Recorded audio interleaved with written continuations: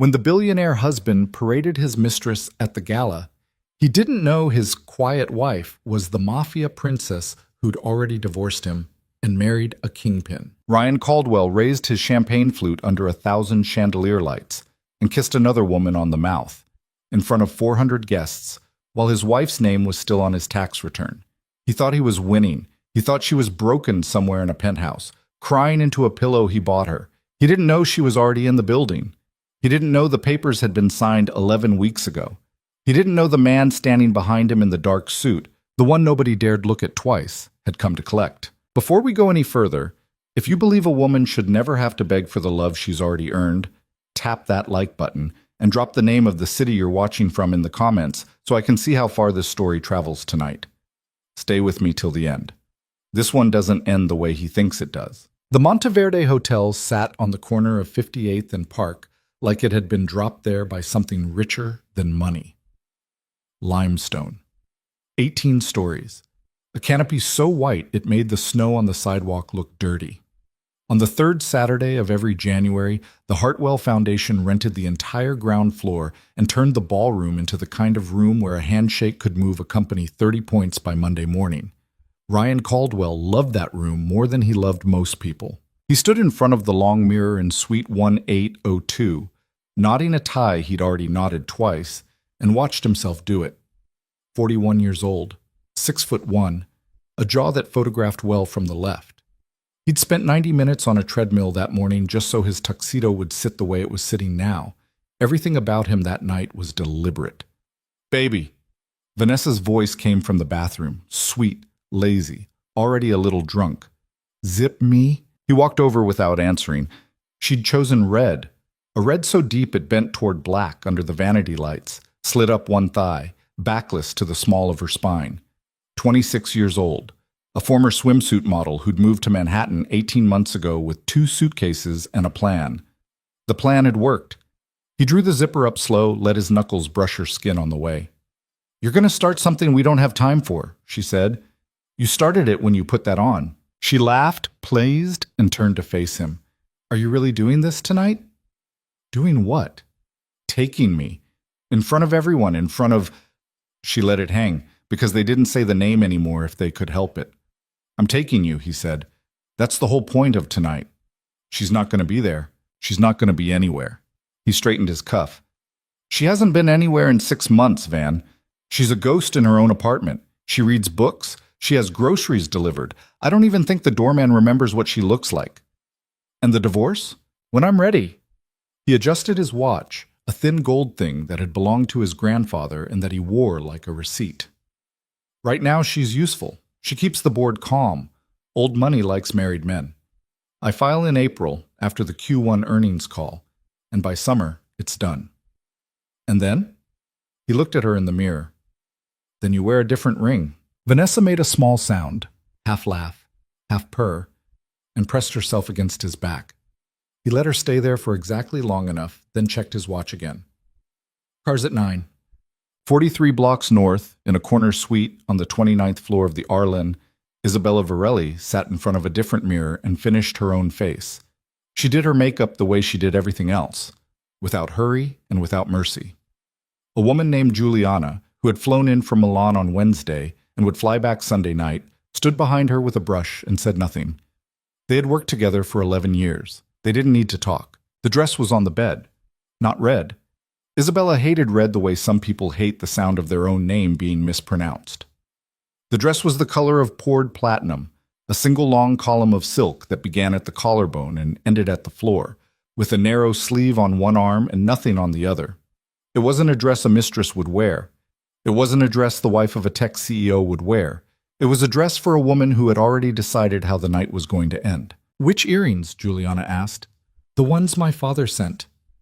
Juliana's eyes flickered up to meet Isabella's in the glass, just for a second, and then she went to the box on the dresser. 2 stones. Pear cut, 8 carats each.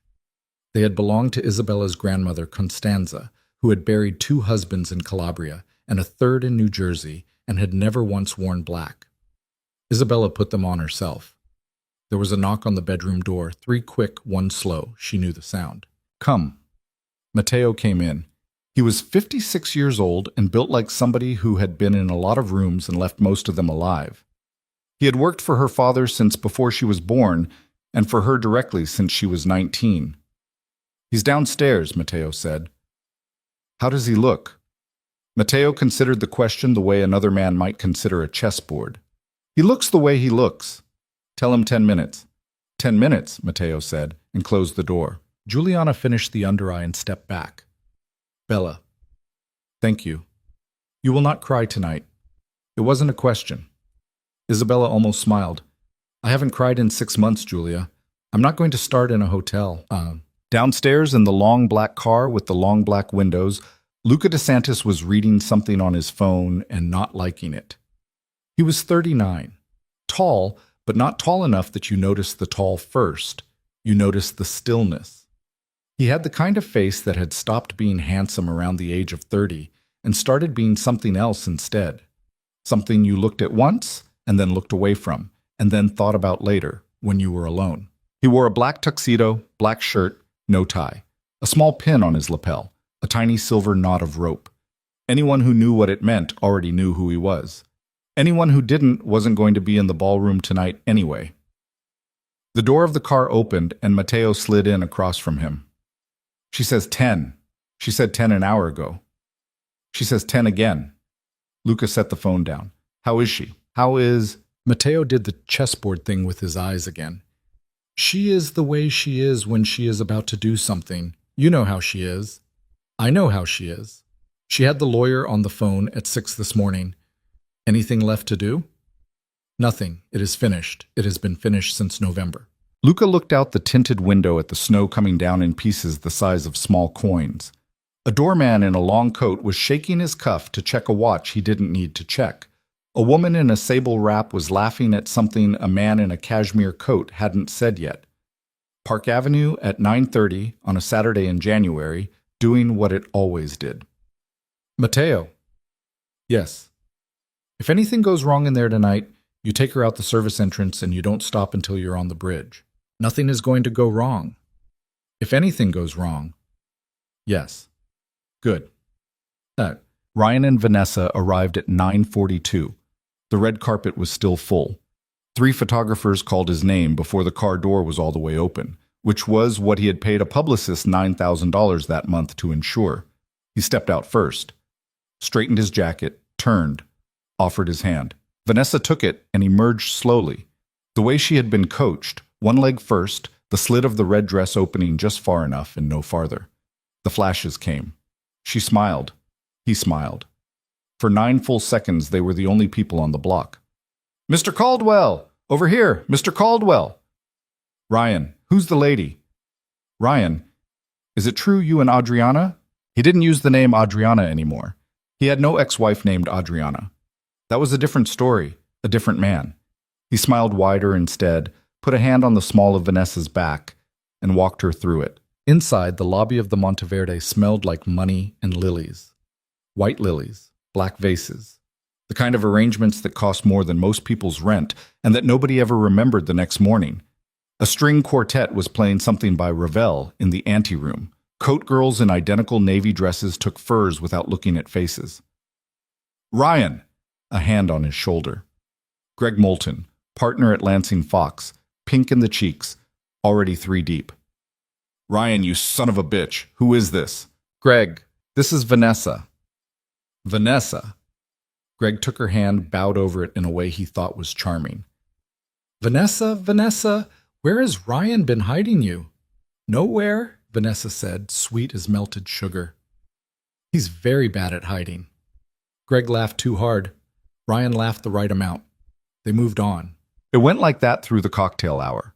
Every few feet, another hand, another name, another pair of eyes flicking to Vanessa and registering, and then flicking back to Ryan's face and registering something else, something smaller and quieter. Some of them had been at Ryan's wedding. Some of them had met his wife. None of them said the word wife. New York is not a city that says the word wife to a man with a 26-year-old in a red slit dress on his arm. New York doesn't live that long. By 10:15, they had drifted into the ballroom.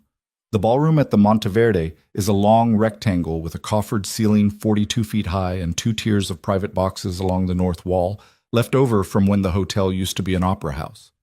They had set 70 round tables for 10, a stage at the east end, a dance floor in front of it. 411 people had paid $12,500 each to be there. Ryan's table was table 3, front row. He had donated enough to the Hartwell Foundation last April to insure it. He pulled out Vanessa's chair for her. Across the table, Edmund Haas, the real estate man, was already seated with his third wife and did not stand up. Ryan noticed. He filed it away. He would call Edmund on Tuesday, and the call would not be friendly. "Champagne?" Vanessa asked, already lifting a flute. "It's the Louis Roederer," he said. "Drink slow." She laughed. "I don't drink slow." "Tonight you do." He was going to say something else, something cruel probably. He was in the mood when the sound in the room changed. It didn't go quiet. That's the thing people always get wrong about a room like that. It never goes all the way quiet. But something shifts in the pitch of it. The hum drops a quarter tone. The laughter on the far side of the room cuts off mid-syllable. A waiter freezes with a tray of canapes halfway to a table and forgets for a second what he was supposed to do with it. Ryan looked up because everybody else was looking up. At the main doors of the ballroom, the big double doors under the second-tier balcony, the ones the maitre d' used only for arrivals worth announcing, a woman had stopped. She hadn't stopped because she'd forgotten something. She'd stopped because that was the point. She was giving the room half a second to catch up. Ryan's glass made a small sound against the rim of the table. "Baby?" Vanessa said. "Baby, what?" She was looking at the doors now, too. The woman at the doors was slim and tall and wearing platinum silk. Her hair was black and shining and pulled off her neck so that the long line of her jaw was the first thing you saw after the dress. She wore 2 enormous pear-cut diamonds in her ears and nothing else on her, no necklace, no bracelets, no ring. Her hands were bare, and behind her, 1 step back and 1 step to the left, stood a man. Ryan didn't know who the man was. He didn't need to. He had lived in Manhattan long enough to recognize the shape of a man you weren't supposed to look at. The man was tall, black suit, black shirt, a small silver something on his lapel. He had the face of somebody who did not lose sleep. The woman scanned the room slowly without hurry. Her eyes passed over 40 tables.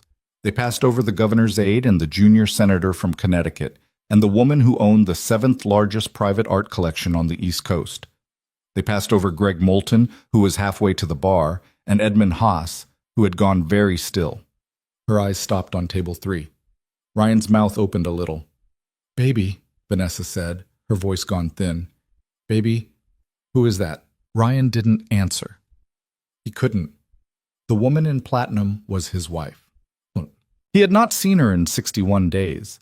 The last time he had seen her had been in the kitchen of the penthouse on Central Park West, on a Tuesday morning, and she had been wearing gray sweatpants and one of his old college t-shirts and holding a cup of coffee with both hands. Her hair had been in a knot on top of her head. She had looked tired. She had looked small. She had looked, he had thought at the time, like a woman who was losing. "Ryan," she had said, "I think we should talk." "Not now, Izzy. I've got Singapore at 9. "When?" "Tonight. After dinner?" "I'll be home by 9. He hadn't come home by 9. He hadn't come home at all that night. He had been at Vanessa's apartment on West 72nd. When he had come home the next evening, Isabella had been gone. A note on the counter. "Staying at the Arlen a few days. Need some space." He had read the note, folded it once, and dropped it in the kitchen trash. He had thought, good, finally. 61 days. He had not called. She had not called. He had told his mother, his assistant, and his lawyer the same thing. "She's taking time. We're working through some things. It's not public." The woman walking toward him across the Monteverde ballroom now was not small. She was not tired, and she was not his. She crossed the room without speaking to anyone. People did not try to stop her. A few of them said her name. "Isabella? Isabella?" In the voice you use when you're not sure what you're looking at, she didn't answer. She walked at the pace of a person who had decided, before she got in the car, exactly how fast she was going to walk. The man in the black shirt walked with her, not behind her, not leading her, with her. one step off her left shoulder. He moved the way professional athletes move when they're not playing. Economy, no wasted air. She arrived at table 3. She did not sit. Ryan? Her voice was calm. That was the first thing that broke him. He had been prepared. In the quarter of a second he'd had to prepare. For rage, for tears, for something shaky. He was not prepared for calm. Izzy. He stood up too fast, knocking his napkin off his knee. Izzy, I didn't know you were coming? She tilted her head a little. No, you wouldn't have. Vanessa was on her feet now too. Her hand went, without thinking, to Ryan's sleeve. It was a mistake, and 3 different people at nearby tables watched her make it. Isabella's eyes went to the hand, stayed there for 1 second, then came back up to Ryan's face. Introduce me. Izzy, introduce me, Ryan, to your date. Izzy, please, we can go somewhere and... We're not going anywhere. Introduce me. The silence around table 3 had spread. Table 2 had gone quiet. Table 5. Table 11. The dance floor, where nobody was dancing yet, was a long, empty expanse of polished parquet that suddenly felt like a stage. Ryan swallowed. This is Vanessa. Vanessa Cole. She's your girlfriend. It's all right, Ryan. You can say the word.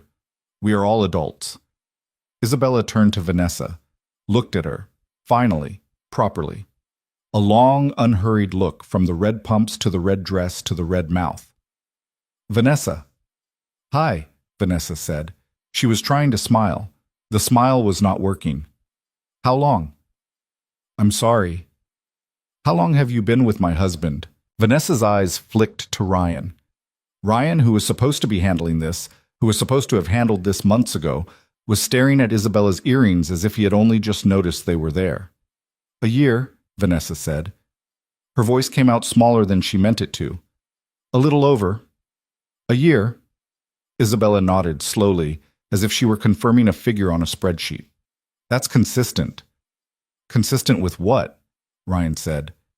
Isabella turned her head, looked at him. With the other 3. The man in the black shirt did not move. He did not need to. He was simply there, 1 step off her shoulder, and something about his stillness was doing more work in that moment than any movement could have. Ryan's eyes went to him for the first time, properly. Who, Ryan said, is that? That, Isabella said, is my husband. For a second, Ryan thought he had misheard her. He actually tipped his head forward, the way you do when a waiter has mumbled a special. What? My husband, Isabella said. Luca, this is Ryan Caldwell. Ryan, this is Luca DeSantis. The man in the black shirt inclined his head, perhaps, 1/8 of an inch. He did not offer a hand. His eyes did something that wasn't quite a smile and wasn't quite not one. Mr. Caldwell, he said. His voice was lower than Ryan had expected, and quieter. And he pronounced the R in Caldwell in a way that made it sound like a small apology for the name. I'm sorry, Ryan looked between them. Izzy, I'm sorry, You're confused. We're married, Izzy. You and I are married. No. What do you mean, no? No, we are not. Isabella's voice had not risen. It had not fallen either. It was the same level it had been when she said hello. We have not been married since November 14th. The decree is final. It was uncontested. Uncontested? Uncontested? I was never. You were served, Ryan. You were served at your office on the 22nd of August at 2:40 in the afternoon by a woman named Rosa Delgado. You signed for it. You put the envelope in your bottom drawer and you went to a meeting about the Soul acquisition. You never opened it. Ryan went the color of the tablecloth.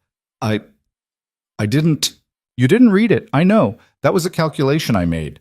My lawyer's calculation, actually. He told me, a man like that won't read it. He'll assume it's noise, file it, and never think of it again. He was right. You didn't respond. After 90 days of non-response, the court proceeded without you. The decree was entered on November 14th. I received my copy on the 16th. You received yours. She glanced, very briefly, at a small gold watch on her left wrist. Approximately 4 hours ago. By courier. To your office. Which you did not go to today because you were getting ready for tonight. So it's on your desk. Unopened. Again. The silence at table 3 was now the silence of the entire ballroom. 411 people were pretending not to listen and failing. Izzy, don't call me that. Isabella, you don't get to call me that either. Then what am I supposed to? You are not supposed to call me anything, Ryan. You're not going to need to. Vanessa, to her credit, was beginning to understand. You could see it happening on her face in real time. A slow draining, a slow rereading of the last 18 months, a slow recognition that the story she had been living in was not the story she thought it was. Wait, she said. Wait. Ryan, you told me the divorce wasn't. You said you hadn't even. You said she was. Van, shut up. Don't tell me to shut up. You told me. Shut up, Vanessa. Isabella watched them, patient as a woman watching water come to a boil. Ms. Cole. Vanessa's head snapped around. Yes? Has he bought you an apartment yet? What? An apartment. Has he bought you one? It is usually around month 14. For the last one, it was a 2-bedroom in Tribeca. For the one before that, a loft in Chelsea. I'm curious about the trend line. Vanessa opened her mouth, closed it, opened it again. No. No? He said after the divorce. After the divorce that already happened. Vanessa's eyes went glassy. I know you didn't, dear. It's not really your fault. He is very good at this part. He has had practice. I'm not your dear. Isabella smiled for the first time that night. It was a very small smile, and it did not go anywhere near her eyes, and it was the most frightening thing any of the people at the surrounding tables had ever seen on a woman in a ballroom. No, she said, you are not. That. Ryan found his voice. It came out louder than he wanted it to, and that was its own mistake, because the people who had been pretending not to listen now had permission to turn their heads. This is a spectacle, Isabella. You're making a spectacle of yourself, of me, in front of... Do you understand who is in this room? Do you understand what you're... I understand exactly who is in this room, Ryan. I chose this room. You chose... I had a different venue picked in October, the Pierre. I changed it when I found out you'd confirmed the Hartwell. She shrugged, one shoulder, silk moving like water. I wanted an audience that would remember. You're insane. I'm organized. You can't just... Isabella, whatever you think you know, whatever lawyer you got. Pritchard Hayes. Ryan stopped breathing for a second. Pritchard Hayes was the firm he had used on his second divorce. They dropped you in June, Isabella said mildly. I imagine they didn't tell you. They don't have to. You weren't a current client. This is... He was losing the thread. He could feel it going. He reached for the closest thing he could grab. He turned to the man in the black shirt. And you. Who the hell are you, really? You walk into a room I paid to be in. You stand next to her, and you think you're going to... Luca DeSantis had not moved during any of this. He had stood one step off Isabella's shoulder with his hands loose at his sides and his face entirely without expression. Now he lifted his chin, just slightly, and looked at Ryan the way a man looks at weather. Mr. Caldwell. What? I'm not going to do anything to you tonight. Oh, you're not, are you? No? A small pause. Tonight is hers. The tonight hung in the air for one beat longer than it should have, and in that beat, every man in the 3 nearest tables revised some calculation about their Monday morning. Bam. It was Edmund Haas, of all people, who broke. He had been sitting at table 3 the whole time, gone very still with his wife frozen next to him, and at some point in the last 90 seconds, something in him had decided he was not going to be seen to be on Ryan Caldwell's side of this. He pushed back his chair, stood up. He was 68 years old and had known Isabella's father for 31 of those years, though he had never said so to anybody out loud. Isabella? Edmund. I wasn't aware. I want that on the record.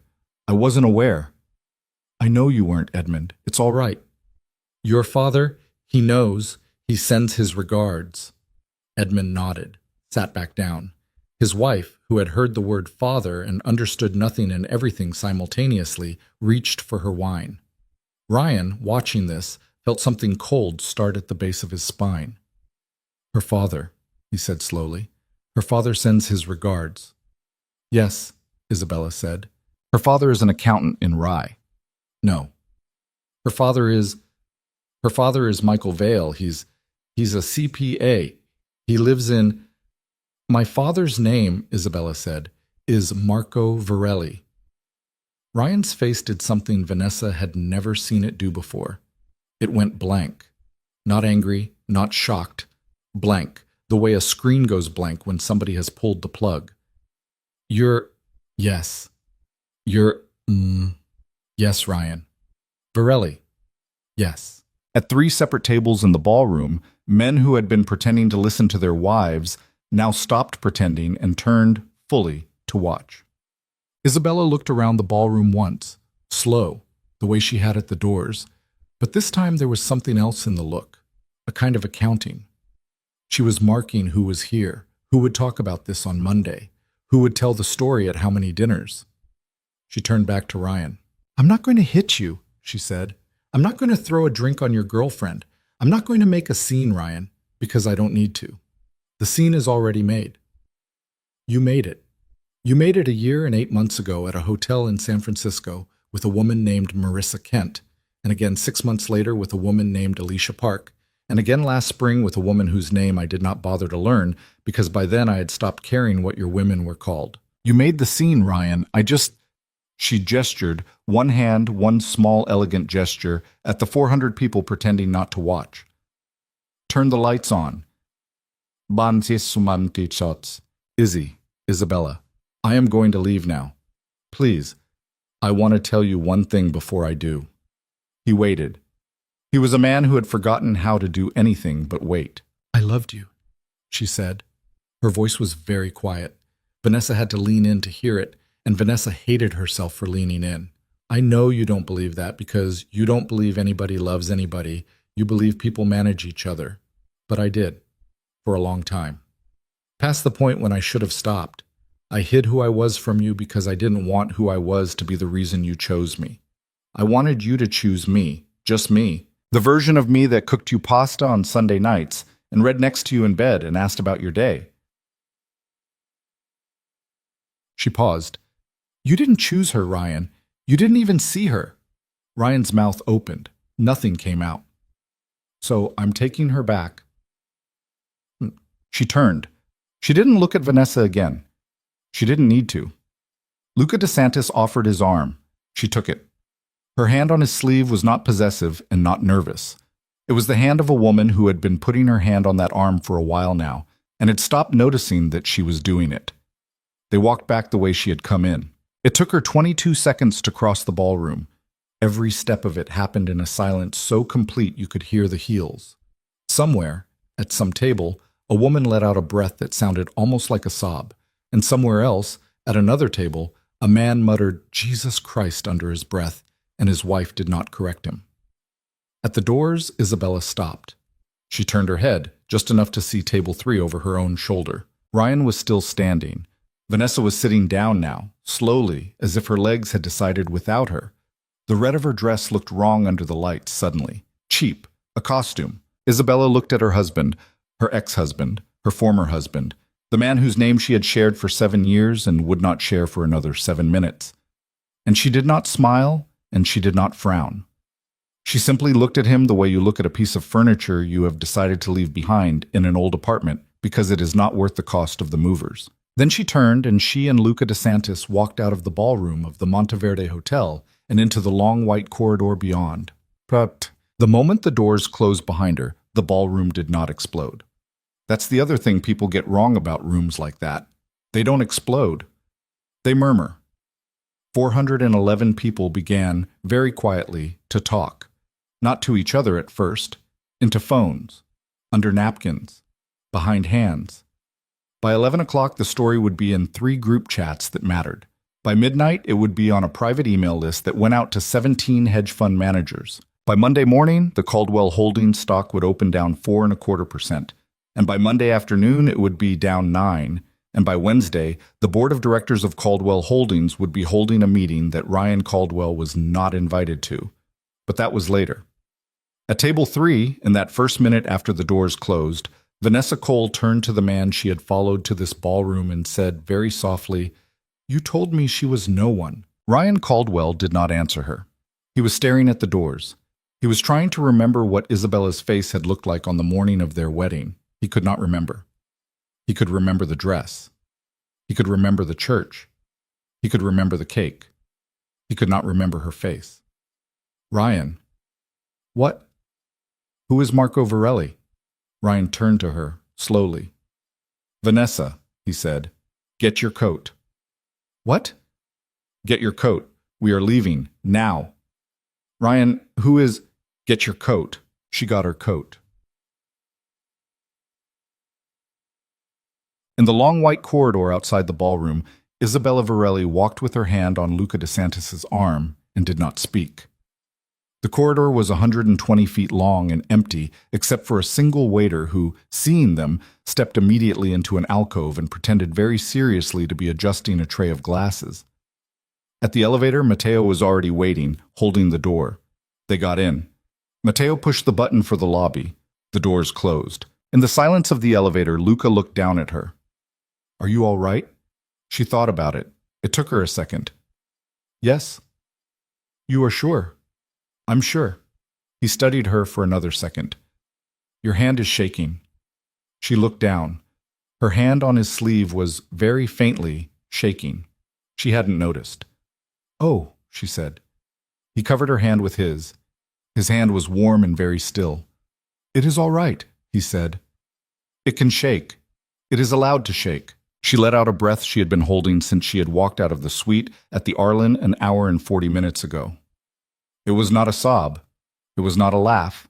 It was the sound of a woman setting something down that she had been carrying for 61 days.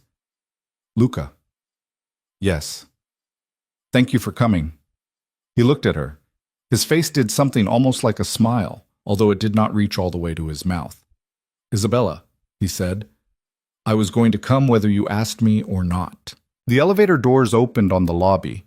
The snow was still coming down outside the big glass doors of the Monteverde, pieces the size of small coins, white against the black of the Park Avenue night.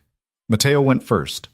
They followed. Behind them, on the 18th floor, in a ballroom full of the most important people in New York, Ryan Caldwell was walking out of his own party with a woman on his arm he no longer wanted, past tables of people who would never take his calls again, toward a car that would take him home to a penthouse where, on the kitchen counter, in a thick cream envelope he had not opened, sat a divorce decree with a date on it from 2 months ago and a signature on it that was not his. He had not lost his wife tonight. He had lost her in August. He was only finding out now. The car that had been waiting at the Monteverde's side entrance pulled away from the curb at exactly 10:48, and Isabella Varelli did not look back at the hotel.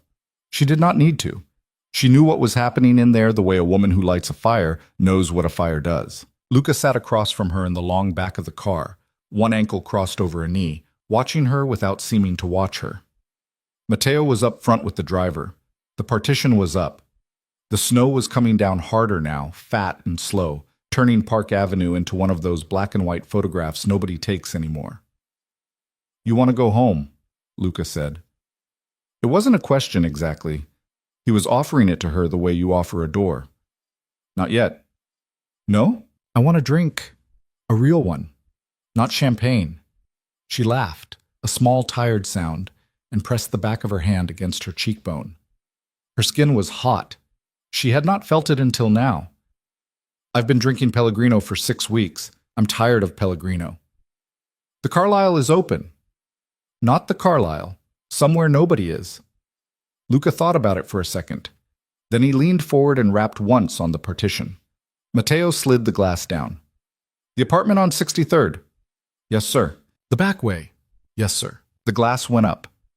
The car turned left at 64th, crossed Madison, and slid east through the quiet snow. Isabella watched the buildings go by without seeing them. She was cataloging the way she always cataloged when something ended, filing, sorting, putting things in the right drawers. Ryan's face when she had said Varelli. Vanessa's face when she had said consistent with the other three. Edmund Haas standing up.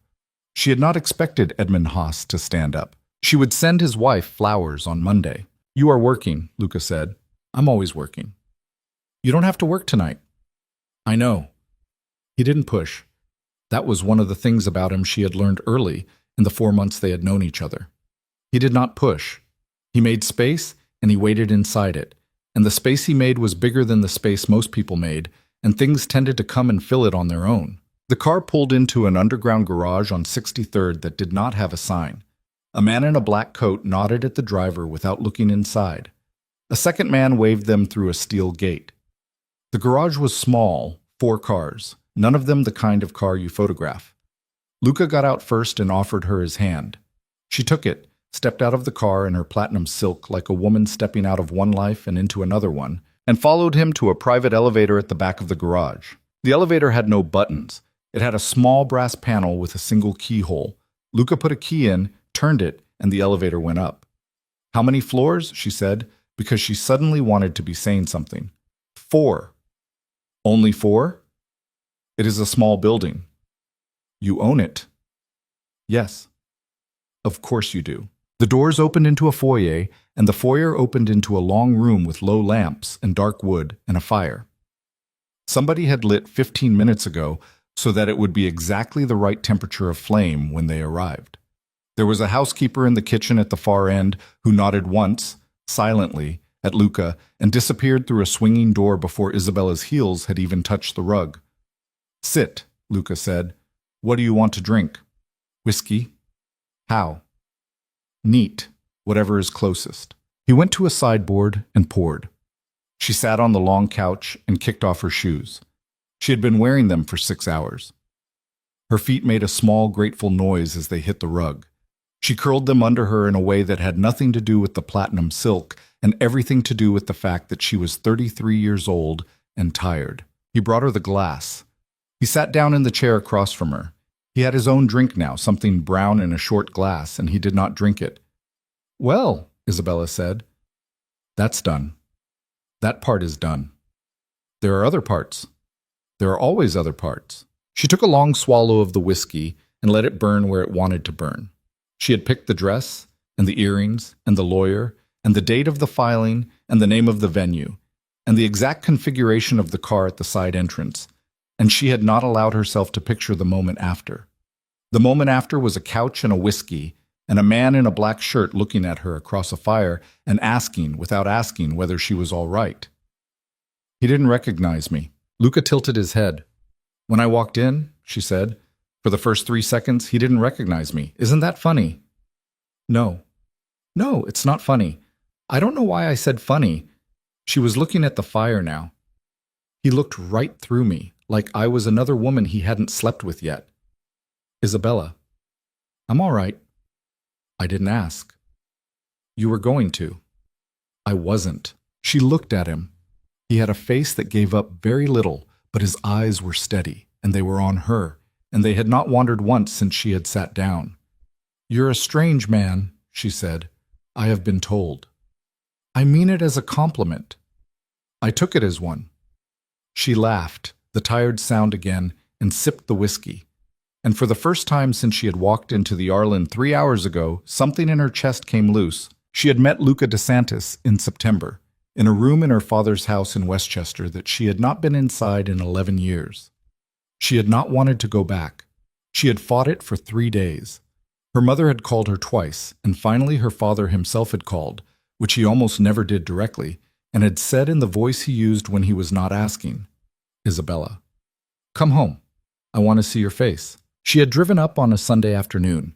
She had walked into the long dining room with its dark beams and its painting of Lake Como over the sideboard, and her father had been at the head of the table, and her mother had been on his right, and on his left had been a man she had never seen before. The man had stood when she came in. That was the first thing.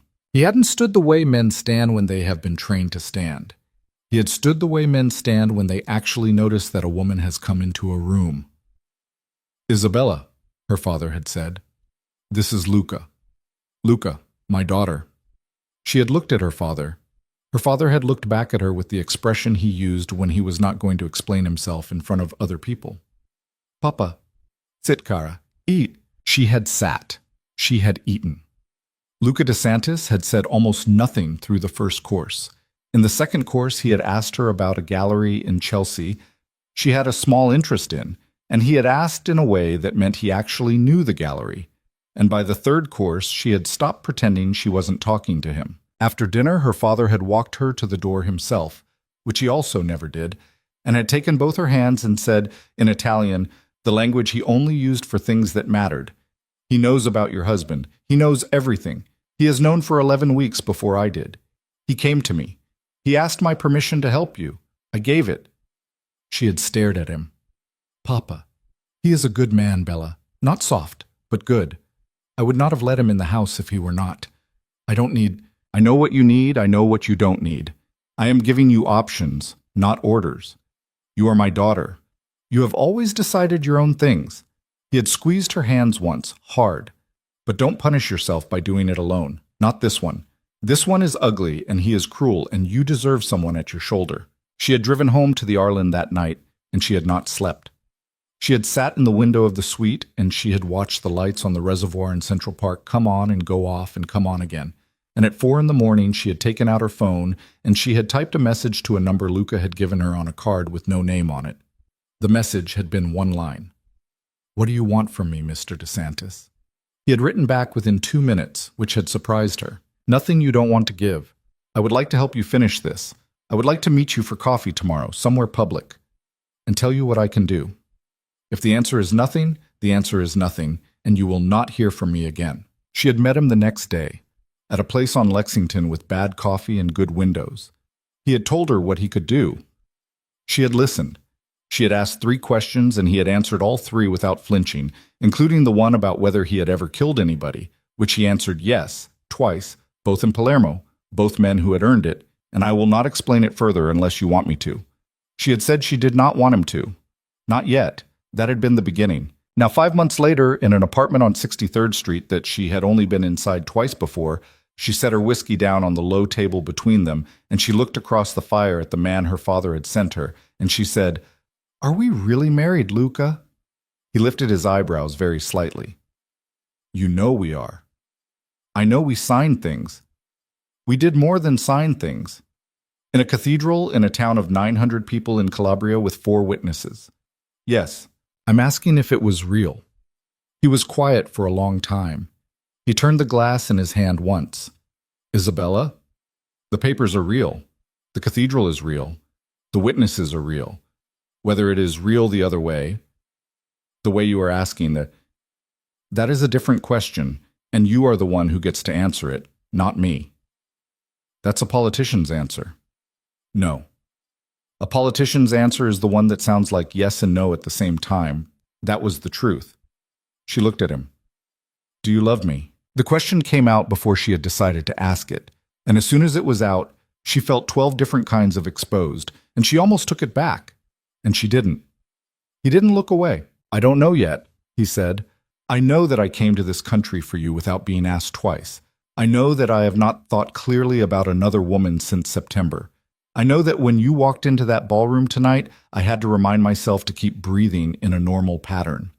Whether those things add up to love in the way you mean the word, I can't tell you tonight. I can tell you in 6 months. I can tell you in a year. I can tell you I am not going anywhere while you figure out what you want the word to mean." She looked at him for a long time.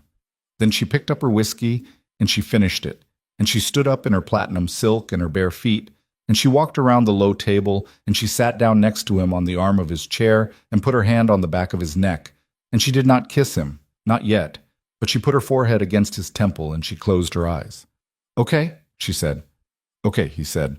They stayed like that for a long time while the snow came down outside the tall windows of the apartment on 63rd Street, and somewhere, 40 blocks south of them, at the corner of 58th and Park, the valet at the Monteverde Hotel was trying to explain to an extremely angry man in a tuxedo why his car was going to be another 11 minutes. Ryan Caldwell stood under the white canopy of the Monteverde in 18-degree weather, with his tuxedo jacket unbuttoned and his breath coming out of his mouth in short, hard clouds, and he did not feel the cold at all. Vanessa stood next to him in the red dress with her fur over her shoulders and her arms crossed hard over her chest, and she was shivering, and she was not saying anything, because every time she had tried to say something in the last 9 minutes, he had told her to shut the hell up.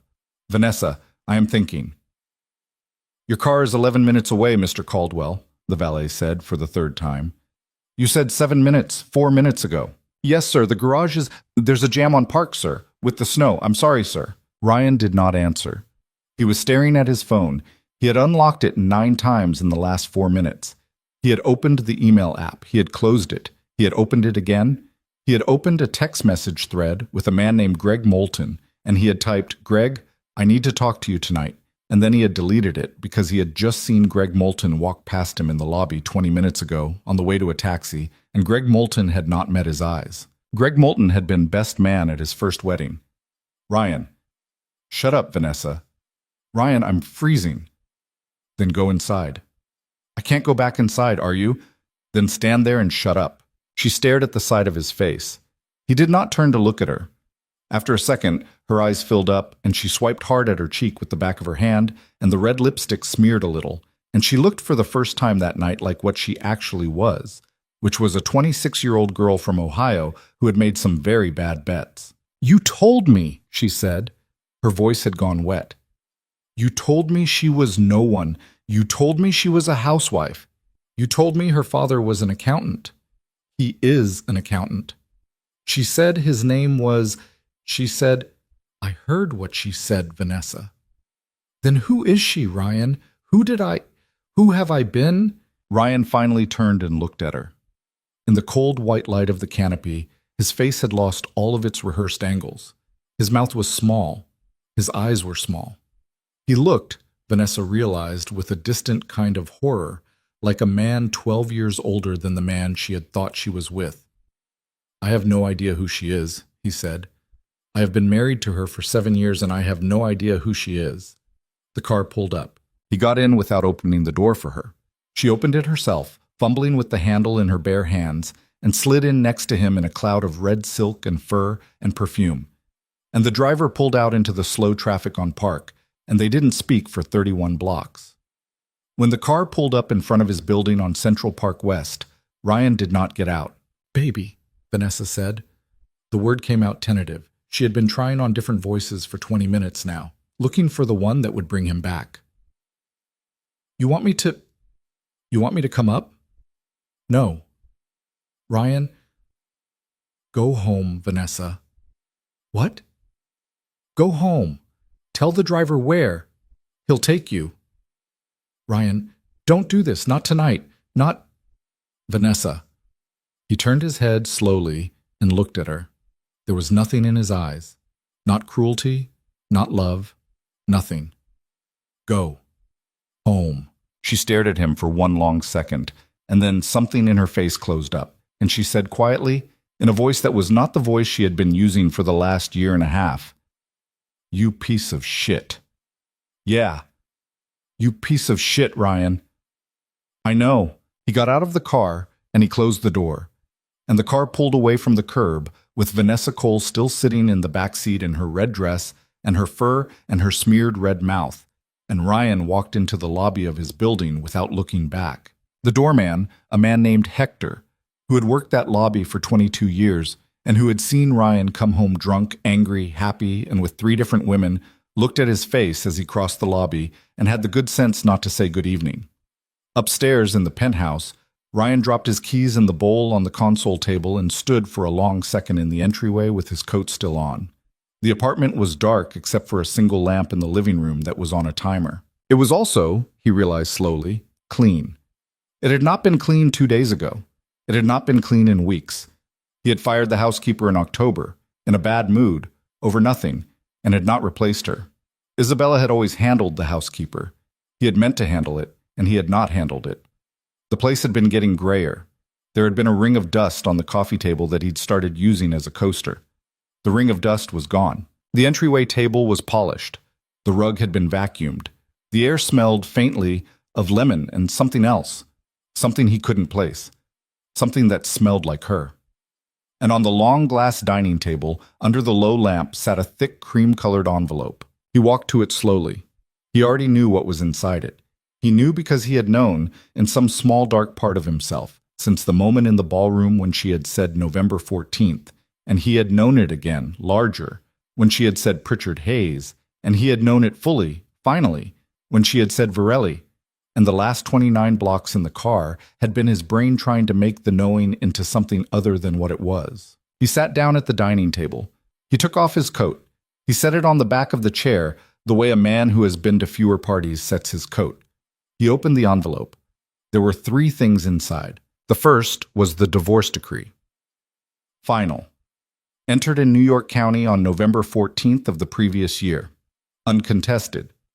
Signed by a judge named Ellison. His name was on it. Her name was on it. His signature was not on it because he had never signed anything, and that was fine, the decree said, because he had been properly served and had not responded within the statutory 90 days. There was a date stamp on the top right corner. There was a raised seal. It was, in the most boring and final way possible, real. The second thing was a letter on the letterhead of Pritchard Hayes LLP. It was addressed to Ryan P. Caldwell, Esquire, and it was 1 paragraph long, and it said that as of the date of the decree, the firm represented the interests of Ms. Isabella Varelli in all matters pertaining to the dissolution of the marriage of Caldwell and Caldwell, formerly of 1 Central Park West, apartment 38A, and that any further correspondence should be directed to Ms. Helena Brandt, counsel of record. It had a phone number on it. It had an email on it. It was signed by a woman Ryan had met once at a Christmas party in 2019 and had told a joke to that she had not laughed at. The third thing was a handwritten note. Cream paper. Black ink. Her hand. He knew her hand. He had gotten birthday cards from her in this hand for 7 years. Ryan. The apartment is in my name. It always was. My father bought it in 2017 as a wedding gift and put it in a trust that you were never a beneficiary of. You have until the end of February to remove your belongings. After that, they will be removed for you and placed in storage, and you will receive a bill. The Audi is in your name. The house in East Hampton is in your name. The boat is in your name. Everything in your name is yours. You will find I have taken nothing from you that was not mine. I did not take the photographs. They are in the drawer in the guest bathroom, where I left them in August. You can do what you want with them. Don't call. Ryan read the note once. He read it twice. He set it down on his glass table, and he looked at the far wall of the apartment for a very long time. On the far wall was a painting he had bought in 2018 at an auction because his interior designer had told him it would appreciate. He could not remember the artist's name. He could not remember what he had paid for it. He could not remember what it was supposed to be a painting of. He stared at it now, and it looked, for the first time, like what it had always been, which was a piece of expensive wallpaper hung there to make a woman he barely knew feel like she lived with a man of taste. He stood up. He walked to the guest bathroom at the other end of the apartment, and he opened the drawer under the sink, and there was the envelope she had mentioned. It was a plain manila envelope. It had no writing on it. He took it back to the dining table. He sat down again. He opened it. The photographs were 8 by 10s. There were 43 of them. They had been taken over a period of, he would later figure out, 16 months, by 3 different private investigators. They were very clear. They were very well lit. They showed him with Vanessa, and they showed him with Marissa Kent, and they showed him with Alicia Park, and they showed him with the woman whose name Isabella had refused to learn, which he now remembered, very distantly, had been Sophie. The one on top was of him kissing Vanessa in the doorway of her apartment on West 72nd on a Tuesday morning last March. He sat with the photographs in front of him for 10, maybe 15 minutes. He did not pick them up. He did not put them away. He just looked at them, one on top of the other, and he waited to feel something. He did not feel guilty. That was the thing that finally made him close his eyes. He was not a man who felt guilty. He had tried, a few times in his life, out of a kind of professional curiosity, and the feeling had never really taken. He had always felt more like a man watching a movie of his own life than a man living it. What he felt now was something he did not have a clean word for. He felt like a man who had been beaten, not in a fight. In a way he had not known there was a fight. He got up from the table. He walked slowly through his own apartment, which had never really been his apartment, apparently, and he went to the bedroom. The bedroom was a big square room on the south side of the penthouse with a view of the park, and the bed was made. He could not remember the last time he had come into this bedroom and found the bed made without having paid someone to make it. There was something on the pillow. He walked closer. It was her wedding ring. She had left it centered on his pillow, on top of the cream silk of a pillowcase she had bought in Florence in 2019. The ring was a platinum band with a 4-carat round diamond in a 6-prong setting. He had paid almost nothing for it. Her father had paid for it, he now realized. Her father had probably paid for most of what he had thought he had paid for. He picked up the ring. It was cold. He held it between his thumb and his index finger, and he turned it slowly in the light of the bedside lamp.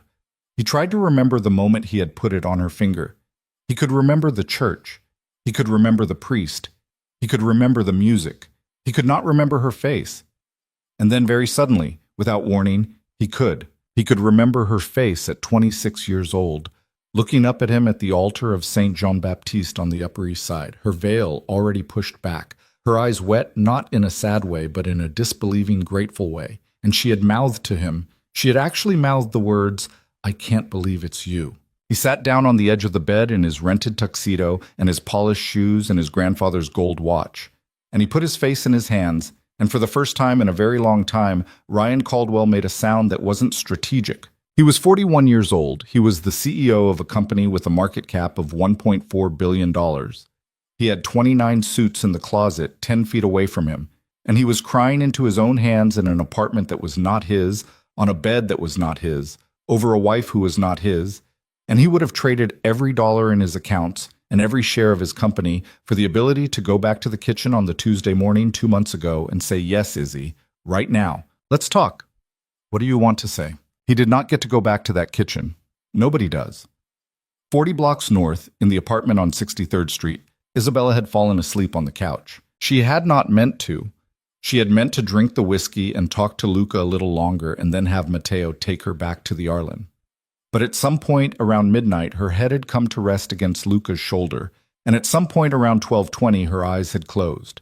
And at some point after that, her breathing had gone slow. Luca did not move. He sat with her weight against his side and his drink untouched on the table in front of him, and he watched the fire go down, and he did not move for fear of waking her. At 12:40, the housekeeper came back in very quietly, set a folded cashmere blanket on the arm of the couch without speaking, and left. He draped the blanket over her. She did not wake up. Her face against his shoulder was, for the first time since he had met her, a face with nothing in it. No plan, no calculation, no held breath. She looked 22 years old. Her phone buzzed once on the table. He reached for it carefully, not to read it, only to silence it, and he saw the name on the screen before he could stop himself. Papa. He looked at the name for a long second. Then he did something he did not usually do, which was pick up somebody else's phone. Don Marco. A pause on the other end. Luca. She's asleep. Good. How is she? She is all right. She did it the way she said she would do it. I had no doubt. She's going to be tired tomorrow. Tell her to stay in the city. Tell her not to drive up until Wednesday. Her mother will come down Monday with soup. I will tell her. Another pause. Don Marco Virelli was 69 years old and had a voice that sounded like a cello that somebody had dropped.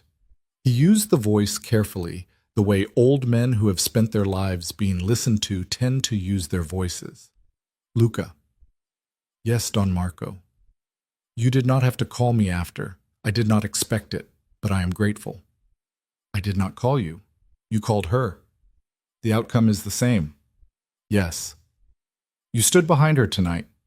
One step to the left. Good. Stay there. I will. Luca. Yes. If he comes near her.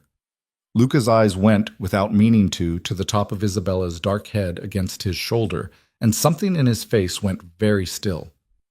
He will not, Don Marco. If he comes near her, Luca, then I will handle it. Quietly. Quietly. Good. Buonanotte. Buonanotte. The line went dead. Luca set the phone back on the table face down, and he pulled the blanket a little higher on Isabella's shoulder, and he stayed where he was. In the back of a taxi on the West Side Highway, Vanessa Cole was on her phone. The streetlights of the highway went by in slow orange pulses across her face, and the fur had fallen off one shoulder, and she had stopped bothering to fix her lipstick. She was scrolling. The first group chat had started the story at 11:04. 4 people. One of them was a woman named Tisha, who worked at the auction house where Vanessa had her part-time job. And Tisha had written, in the voice of a woman who had been waiting a long time to write it, "Girl, you need to see this." Tisha had sent screenshots. The screenshots were from a private Twitter account with 48,000 followers that chronicled the more expensive kinds of New York gossip. The account had posted 3 tweets in the last 40 minutes.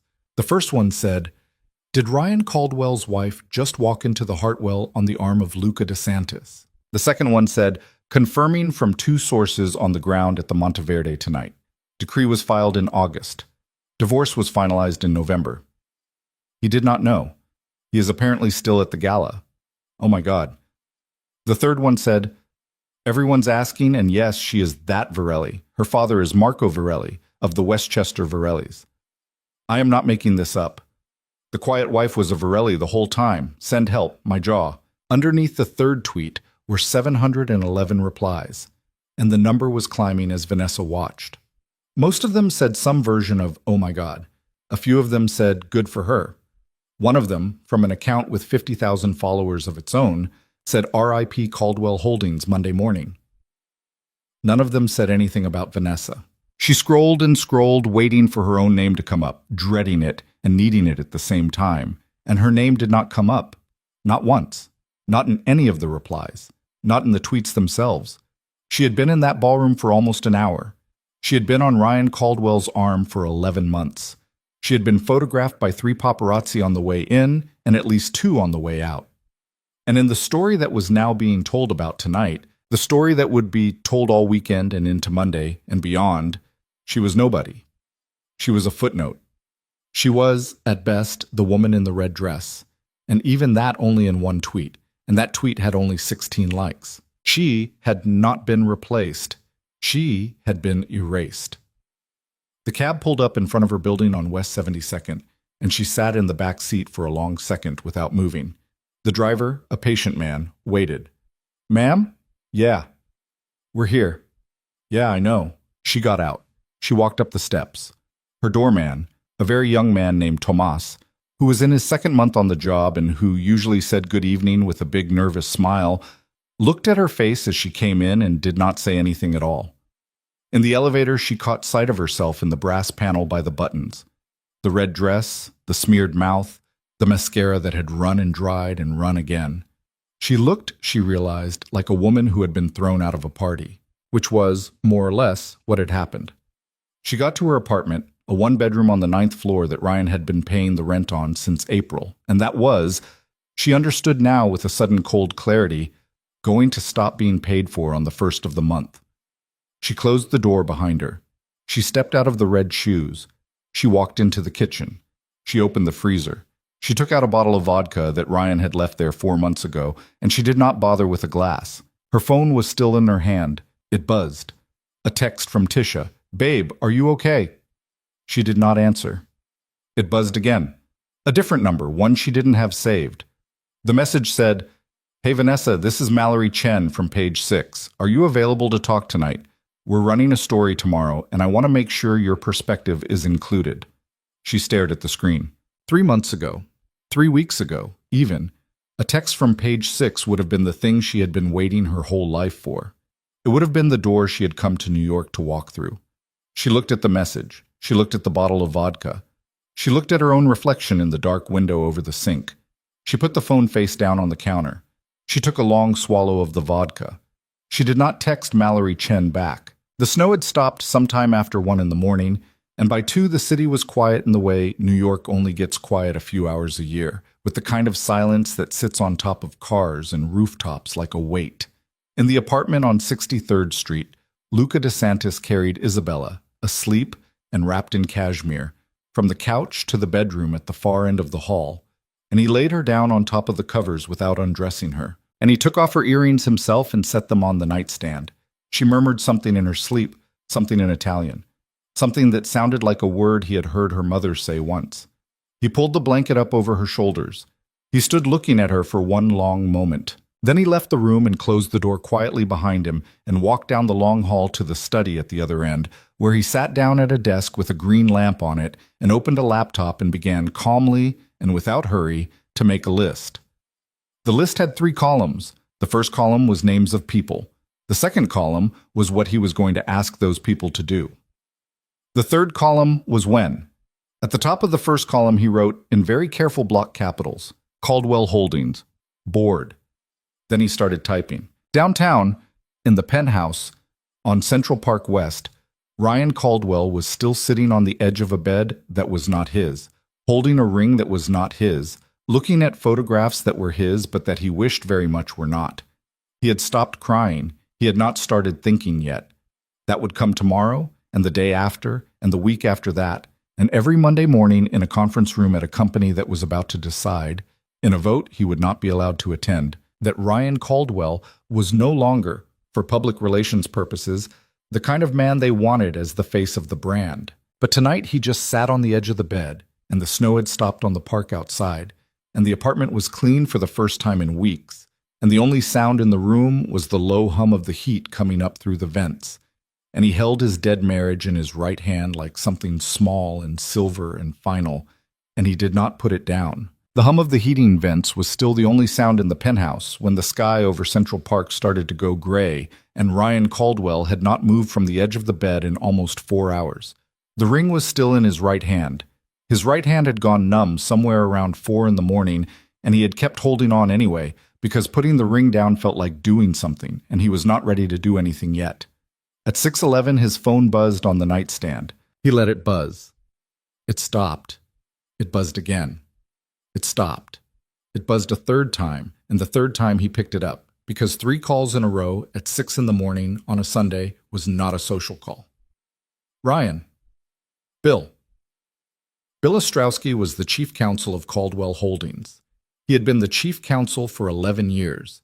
He was 63 years old, lived in Greenwich, did not drink, and had never once in 11 years called Ryan Caldwell before 9 in the morning. Ryan, are you somewhere private? I'm in my bedroom, Bill. It's 6 in the morning. I need you to listen to me. I'm listening. In about 45 minutes, the Wall Street Journal is going to post a story about last night. Ryan closed his eyes. They called me at 5. They called Greg Moulton at 4:30. They called your press person at 4. The press person woke me up at 4:15. I have been on the phone since.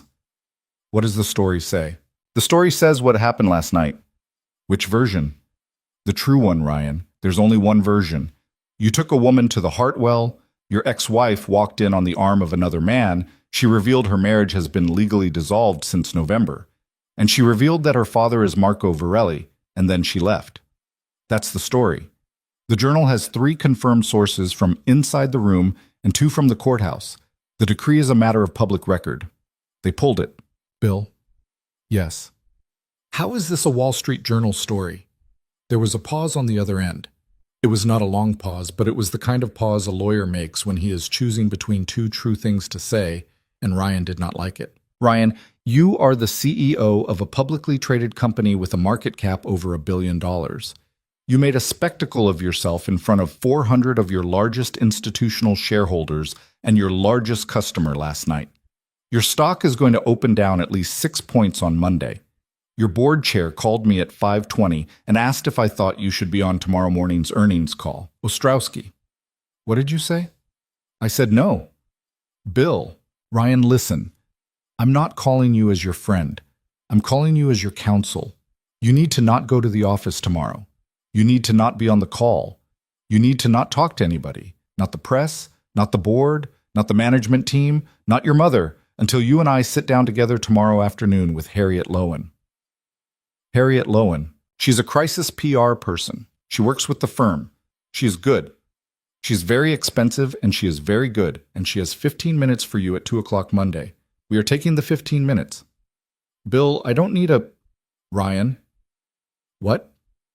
Your ex-wife is Marco Varelli's daughter. I heard her, Bill. Do you understand what that means? I understand that my divorce is more complicated than... No. Ryan, no. Listen to me. Listen to me very carefully. Your divorce is the easiest problem you have today. I am telling you this because I have known you for 11 years, and I am telling you what I would tell my own son. Your divorce is already done. The papers are clean. She took nothing that wasn't hers. That is a finished matter. Forget the divorce. The divorce is over. Then what? The problem, Ryan, is that for 4 months, since at least September, possibly earlier, a man named Luca DeSantis has been in this country. A man who, until September, I am told, spent almost all of his time in Palermo and Zurich. And the reason he came to this country is sitting in an apartment somewhere in New York right now. And that apartment is not yours. And she is not calling you.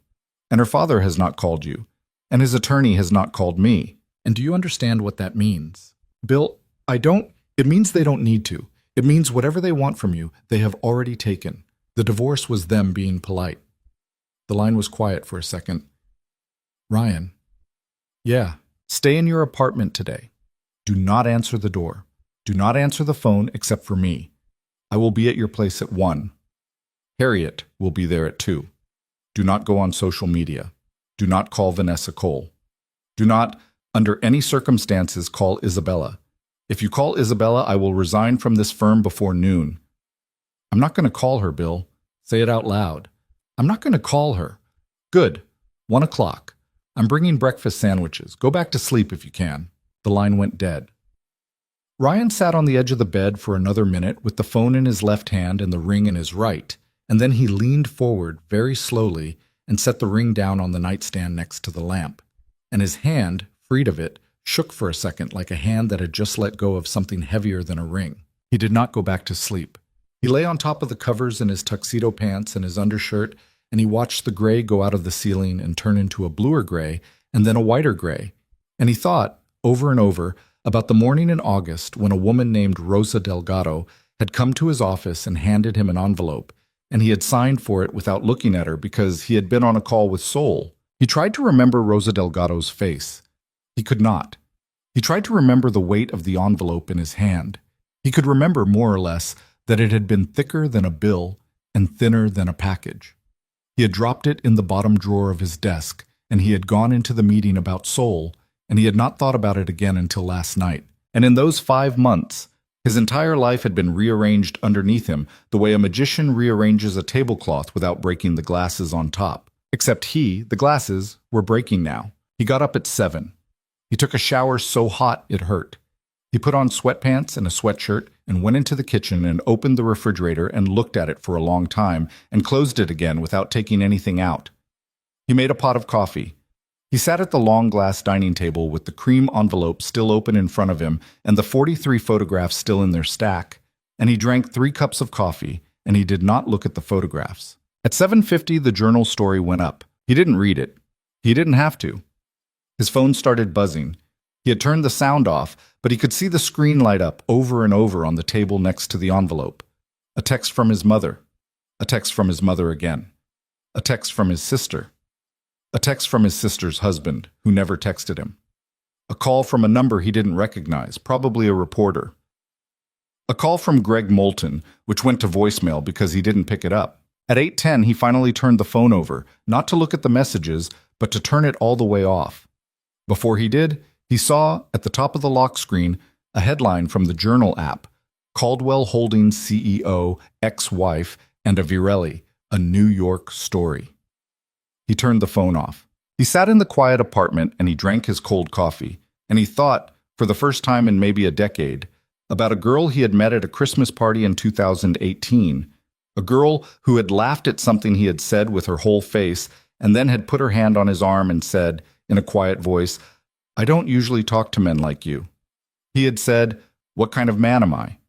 She had said, "The kind my father warned me about." He had thought it was a joke. He had told the story at dinners for 2 years, the way he had met his wife, the father joke. Everybody had laughed. Nobody was laughing now.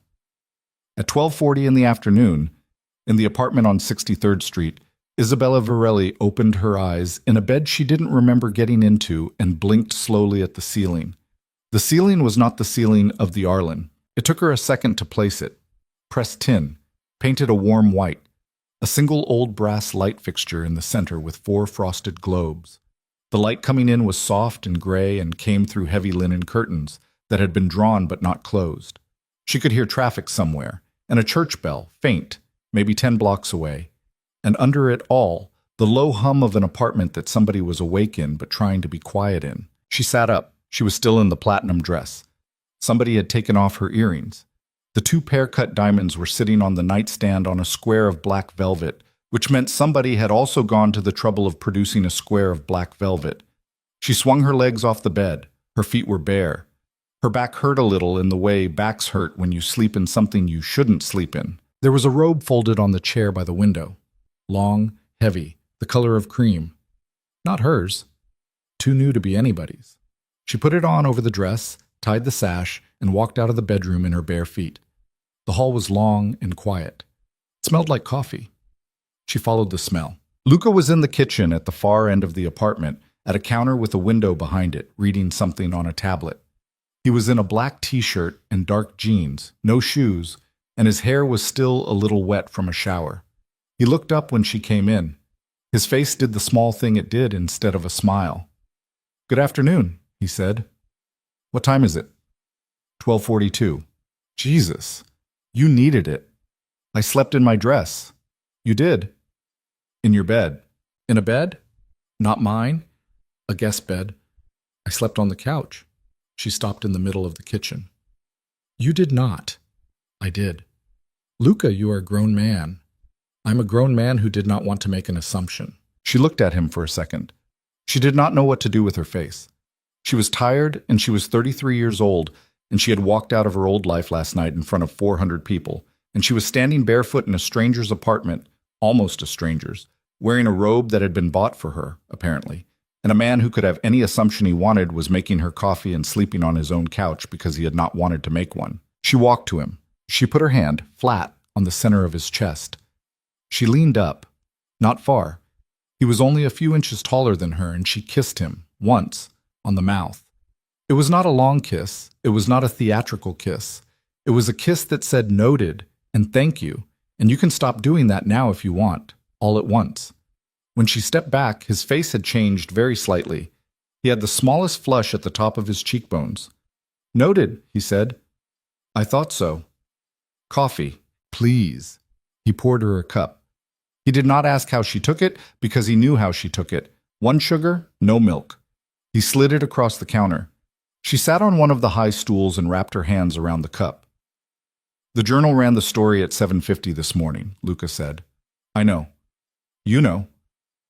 "Helena texted me at 8. I looked at my phone and went back to sleep." "Your father called last night." "When?" "Around midnight. You were asleep. I answered." "You answered my phone."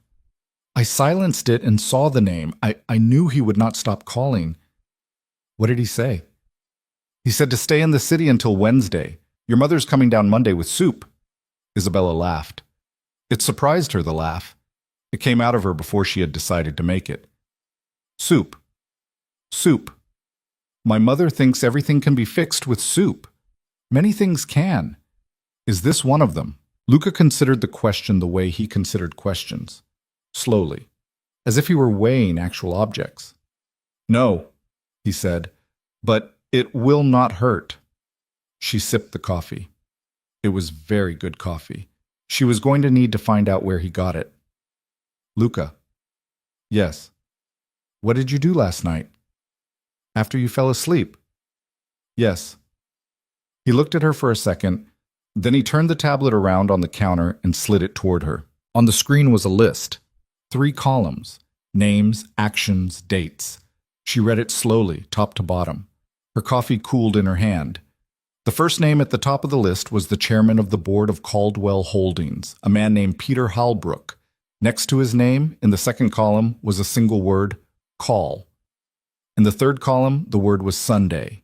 The second name was the senior partner of the hedge fund that held the largest institutional position in Caldwell Holdings stock. The action next to his name was lunch. The date was Monday. The third name was the CEO of a company that held a long-term supplier contract with Caldwell Holdings. The action was dinner. The date was Tuesday. The list went on. There were 14 names. Isabella read all 14. She read some of them twice. When she finished, she put the tablet down and she looked at Luca across the counter. "This is a lot," she said quietly. "This is what you asked for." "I asked for a divorce, Luca." "You asked for a divorce and you asked, in my kitchen in Zurich in October, for the company to pay. You said, and I remember this exactly, you said, 'I want him to wake up one morning and find out the building has been sold without him.' I took the note." "You took the note." "I took the note." "Luca." "Yes, I don't want to ruin his life." He tilted his head slightly. He did not argue. He waited. "I don't," she said. "I thought I did. For a long time I thought I did. And then last night, in the ballroom, when I looked at his face, when I saw what had happened to his face, I realized that a long time ago I stopped wanting to ruin his life. I just wanted him to know. I wanted him to know that I saw. And he knows now. And that's," she exhaled a long breath, "that's actually enough for me. Isabella, I know what you're going to say. Tell me what I'm going to say." "You're going to say that what I want and what is going to happen are two different things. You're going to say that the story is in the journal now, and the board is already talking, and the market is going to do what the market is going to do on Monday morning, whether I call these men or not. You're going to say I am not in charge of that part. That is what I was going to say. I know. But I don't want us," she said, and the word us landed on the counter between them like a small heavy object. "I don't want us driving it. I don't want to be the hand on the back of that knife." Luca was quiet for a long time. "All right," he said finally. "All right, all right. I will not make those calls. I will make two of them. The two that concern your physical safety and the safety of your mother's apartment in Rye, which I am not willing to be flexible about. The other 12 names come off the list. The market will do what the market will do." "Thank you." "You do not have to thank me." "I do, though." He looked at her. For the first time she saw something in his face that was not stillness. It was not a big thing. It was a small loosening around the eyes that had been held so long she had not noticed until it let go. "You are a surprising woman, Isabella." "Surprising how?" "I expected you to want him on fire." "I did, for a while. It turns out wanting someone on fire is exhausting. It turns out I already spent the fire getting myself out." "That is a good line." "It's not a line. I just thought of it." "Then it is a good thing you just thought of." She laughed again. The second laugh came easier than the first. The bell on the apartment door rang, a low, civilized two-note chime. Luca looked at the small monitor on the wall, nodded once, and pressed a button. A moment later, Matteo came into the kitchen with a shopping bag and an envelope. "Signora." "Matteo." "Your things from the Arlen. Also an envelope. From your lawyer. She said to say time-sensitive but not urgent." "Thank you." "Also," Matteo hesitated for 1 second, which for Matteo was a long moment of hesitation. "There are 2 reporters on 62nd, another 2 on Lexington. They are not here for this address. They do not know this address, but they are within 3 blocks." "How did they get that close?" "They followed from the Arlen. They had the hotel last night. We left through the catering entrance at 11:40, as planned. They were not on us. I think they looked for your father's car this morning. They did not find it. They are guessing." "Are we all right here?" "Yes. This address is not in any public record in your name or the Don's name." "Luca's name." "The building is held by a Delaware LLC whose managing member is a trust in Liechtenstein. It is not in Mr. DeSantis's name." "Of course it isn't." Matteo almost smiled. He almost never did. "I will be downstairs," he said. "Call if you need." He left. Isabella looked at the envelope Helena Brandt had sent. She opened it. It was a single sheet of paper. It said in Helena's handwriting, in black fountain pen, "Bell. Caldwell's counsel called me at 9:10 this morning. He wants to set a meeting for Monday afternoon. He does not want to sue. He does not want anything. He wants, in his words, to confirm there are no further surprises.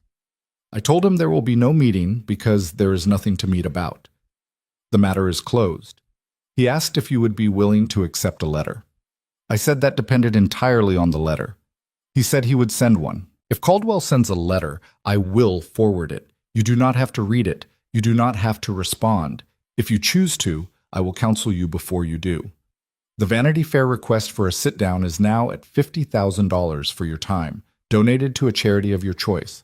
I continue to recommend declining. Let me know. I will be in the office tomorrow by 8. H. Isabella read it twice. She folded it and set it on the counter. What did it say? Luca asked. His lawyer wants to send me a letter. Are you going to read it? I don't know yet. That is honest. I'm trying it on. She slid off the stool. She stood in the robe with the coffee in her hand. Through the kitchen window, 8 stories down, she could see a strip of 63rd Street and a single yellow cab moving slowly through slush, and a man walking a large gray dog, and the long, low shadow of the morning that had already slid past noon. Luca. Yes. I'm going to go to my mother's tomorrow. I thought you were going to stay in the city until Wednesday. I changed my mind. I want to see her. She is going to make soup whether I am here or there, and I would rather eat it in her kitchen than have Matteo drive it down I-95 in Tupperware. All right. Come with me. He looked at her. To your mother's. Yes. On a Monday. Yes. Isabella. I know what I am asking. I don't think you do. My father will be there. I know your father will be there. Bring your own car. He did smile then. A real one. It was a small surprise thing, and it was gone very quickly, but it had been there. All right. Good. While Isabella was drinking her second cup of coffee in the kitchen on 63rd Street, Vanessa Cole was sitting on the floor of her one-bedroom on West 72nd in a sweatshirt and nothing else, looking at her phone. She had not slept. She had drunk a quarter of the bottle of vodka, and then she had put it back because she had not wanted to be hungover for whatever was going to happen today. And then she had lain on her couch in the red dress for an hour, and then she had taken the red dress off and stuffed it in the bottom of a laundry basket like evidence, and then she had put on the sweatshirt and sat down on the floor with her back against the couch, and she had scrolled. By 8 in the morning, her name was in 2 stories. One of them was a page 6 piece that had gone up at 7:45. It was short. It called her Vanessa Cole, 26, a part-time gallerist and occasional model, who, according to sources, has been a frequent companion of the tech executive over the last year. It had a photograph of her in the red dress on the red carpet of the Monteverde, smiling, her hand on Ryan's sleeve. The caption was Cole, left, at the Hartwell Gala last night. The left was because the photograph had been cropped so that Ryan's face was out of frame and only his shoulder and arm were visible. She had been cropped out of her own life and left as left. The second story was a thread on the private Twitter account from last night, and the thread had quoted some anonymous person who claimed to have been at table 3, and the anonymous person had said, and she read this sentence 3 times, the mistress looked like somebody had told her the restaurant was out of the things she ordered.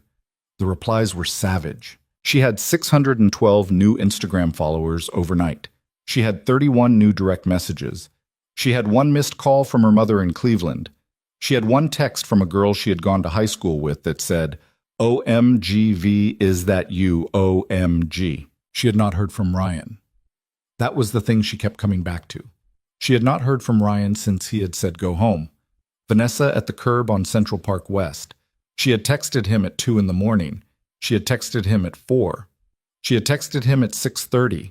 She had left 1 voicemail at 7:12 in which she had cried, which she regretted. He had not responded. She was not a stupid woman. She had told herself for 18 months that she was not a stupid woman, and she had been proven wrong on the specifics of that last night, but on this one, she was right. She knew what it meant when a man stopped texting back the morning after. She was done. She looked at her phone.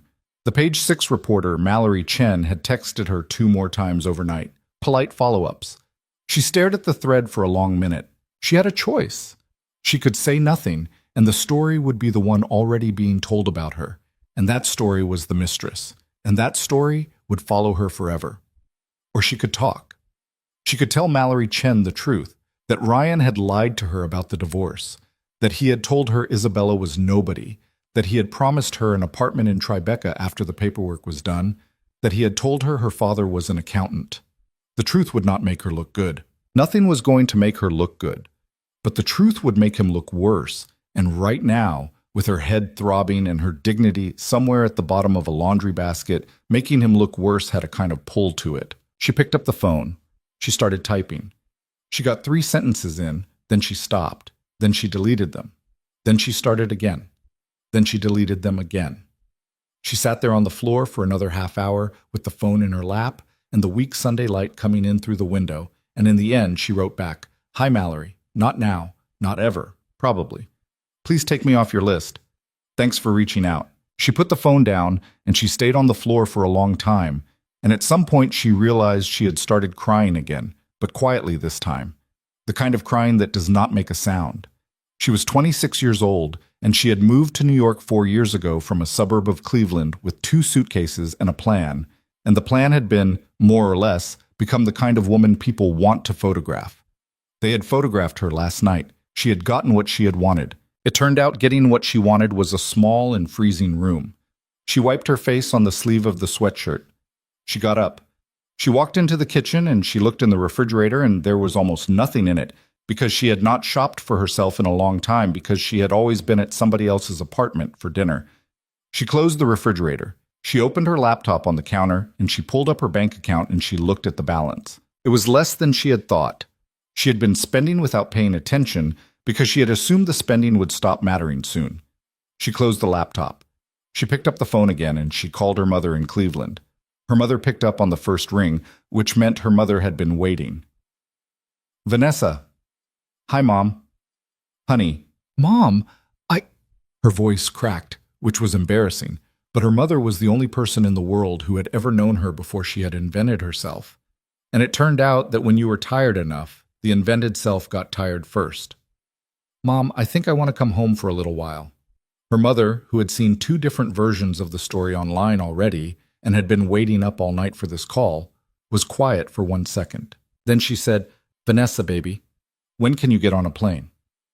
Uptown in the apartment on 63rd Street, Isabella had changed out of the platinum dress into a pair of her own jeans and a cream cashmere sweater that had been in the bag Mateo had brought from the Arlen. She had washed her face. She had pulled her hair back into a loose knot at the nape of her neck. She looked, in these clothes, about a decade younger than she had looked in the ballroom, and about a decade more like herself. She was sitting at the counter working her way through emails on her laptop. Helena's, her father's accountant's, a real estate person about a building she had been quietly buying a piece of in Brooklyn, when her phone buzzed. She looked at the screen. Juliana. "Julia." "Belle, you have seen the journal." "I've seen the journal." "Vanity Fair is now 100,000. Tell Helena to keep declining." "I told Helena. She is declining. I am telling you because it is funny." "It is a little funny. Your mother called me." "Of course she did. She asked if you were eating." "Tell her I'm eating." "Are you eating?" "I had a piece of toast." "Belle." "I'm going to eat, Julia. I am at a house. There's food. Don't worry. I am at the Arlen packing your things. What do you want me to do with the wedding photographs?" Isabella did not answer right away. There were 2 large albums in a box at the top of the closet at the Arlen, albums she had moved out of the penthouse in August and had not opened since. She thought about the photograph on the first page of the first album, the one of her at 26 in a white dress, looking up at a man whose face she had not wanted to look at for a long time. "Burn them," she said. Juliana made a small considering sound. "Belle." "No, I know. Don't burn them. Just put them in the box. Tape the box. Label it something I will not want to open for 10 years. Put it in storage. Easier. Yes, easier. Done. Thank you, Julia." "Belle." "Yes. You did good last night." "Thank you. I'm proud of you." Isabella closed her eyes for a second. Juliana had known her since she was 22. Juliana had been standing behind her with a brush in every mirror that had mattered for 11 years. Juliana did not use that word lightly. "Thank you," she said, quieter. "Call me Wednesday." "I will." She hung up. She sat at the counter for a second. Then she went back to her emails. At 1 in the afternoon in the penthouse on Central Park West, the doorman buzzed up and said that a Mr. Ostrowski was in the lobby with a bag of sandwiches. Ryan Caldwell had put on khakis and a button-down, because he could not be in a meeting in sweatpants, even if the meeting was in his own dining room and his opponent was 80 years away from being his opponent. He let Bill in. Bill was in a barber jacket and jeans, which Ryan had also never seen Bill in, and had 2 paper bags from a deli on 79th. Ryan. Bill. You look like hell. I feel like hell. Good. That's the correct state for today. Bill unpacked the bags at the dining table. He pushed a wrapped egg sandwich and a coffee toward Ryan and sat down across from him. He did not look at the envelope or the photographs, which were still on the table where Ryan had left them. Eat, Bill said. I'm not hungry. Eat anyway. Harriet is going to be here at 2, and she is going to ask you hard questions, and you are going to need protein. Ryan unwrapped the sandwich. He took a bite. He had not realized he was hungry. He took another. Bill? Yes. What is actually going to happen tomorrow? Bill sat back. He took a long swallow of his coffee. He set the cup down. Tomorrow morning at 9:30, the stock will open down somewhere between 5 and 9 points. I think 8. By 10:30, the board will have had an emergency call. You will not be on it. By 11:30, Peter Halbrook will call me and tell me the board wants you to take a leave of absence, effective immediately, to deal with what he will call personal matters, and that during your leave, Rebecca Alvaro will be acting CEO. He will want me to get you to agree in writing by close of business Monday. He will imply, without saying, that if you do not agree, they will move to a no-confidence vote on Tuesday. They will have the votes. Jesus, Bill. You wanted the truth. You wanted a number, Ryan. I am giving you a plan. Ryan put the sandwich down. So I'm out. You are going on leave. Leave is not out. Leave is a word we are going to use very carefully for the next 6 months. During your leave, we are going to do a number of things. We are going to make a very large donation to a cause that has nothing to do with any of this. We are going to get you into therapy with a name we can drop if somebody asks. We are going to stop you from going to any events with any women for at least a year. We are going to stop you from posting anything on any platform, anywhere, for at least a year. If we do all of that, and if the company does well in your absence, there's a version of this where in 18 months you are back on the cover of Forbes as a comeback story. That is a version. I am not promising it. I am telling you it is a version that exists. And if we don't do all of that, then in 18 months you are a cautionary tale at a business school and you are selling your shares at a discount because the company has asked you to. Bill? Yes. Would you ever, in your professional judgment, advise me to reach out to her? Bill looked at him across the table for a long time. Ryan, I know what you said at 6 in the morning. I'm asking you now, after lunch, as a human being. As a human being? No. Why? Because you had 7 years to reach out to her, Ryan, and I watched you, at a company picnic in July, introduce her to a new hire as my wife, Isabel, and her name was Isabella, and she smiled at you like she had been smiling at you for a long time about something that was not funny, and I went home and told my wife, and my wife said, Bill, that marriage is already over, he just hasn't been told yet. And I said, no, Marjorie, it's not. You're reading too much into it, and it turns out she was right. Your wife was already in the process of leaving you, Ryan, in July. I've been sitting on that conversation for 6 months. I didn't say anything because it was not my business. It is now my business. The answer to your question is no. Don't call her. Don't write her. Don't email her. Don't send her flowers. Don't send her a book of poetry. Don't do any of the things you are going to be tempted to do over the next 3 weeks when you cannot sleep. There is no version of this where contact from you helps you. There are 16 versions where contact makes it worse. Ryan put his hands over his face. Bill? Yes. I don't know how I got here. Bill was quiet for a second. Ryan, he said, and his voice was not unkind. It was just tired. You got here one choice at a time, same as everybody. There was a chime at the door, 2 o'clock. That'll be Harriet, Bill said. He stood up. He picked up the wrapper of his own sandwich, which he had barely touched, and he crumpled it neatly in one hand. Ryan, sit up, tuck in your shirt. Try to look like a man she can work with. If she walks out of here in the next 45 minutes, you're a cautionary tale by spring. Ryan tucked in his shirt. He wiped his face. He sat up straight. The doorbell rang. He got up, crossed his own living room, his ex-wife's living room, though he was not going to think about that phrase for a while, and he opened the door for a woman named Harriet Lowen, who was going to spend the next hour telling him, very politely, exactly how small his life was about to get. Harriet Lowen was a small woman in a large wool coat. and she did not smile when Ryan opened the door. She did not frown either. She looked at him the way a vet looks at a dog that has been brought in after being hit by a car, assessing, measuring, already calculating which bones could be set and which were going to have to come out. Mr. Caldwell. Harriet, thank you for... Let's not do that yet. She stepped past him into the apartment without waiting to be invited, unwinding a long charcoal scarf as she walked. She handed the scarf to him without looking at him. She walked straight to the dining table, saw the envelope and the photograph still lying there, and stopped. Bill. Yes. Did you tell him to put those away? I didn't think of it. Put those away, Mr. Caldwell, now. Not in a drawer in this room. In a drawer in a different room.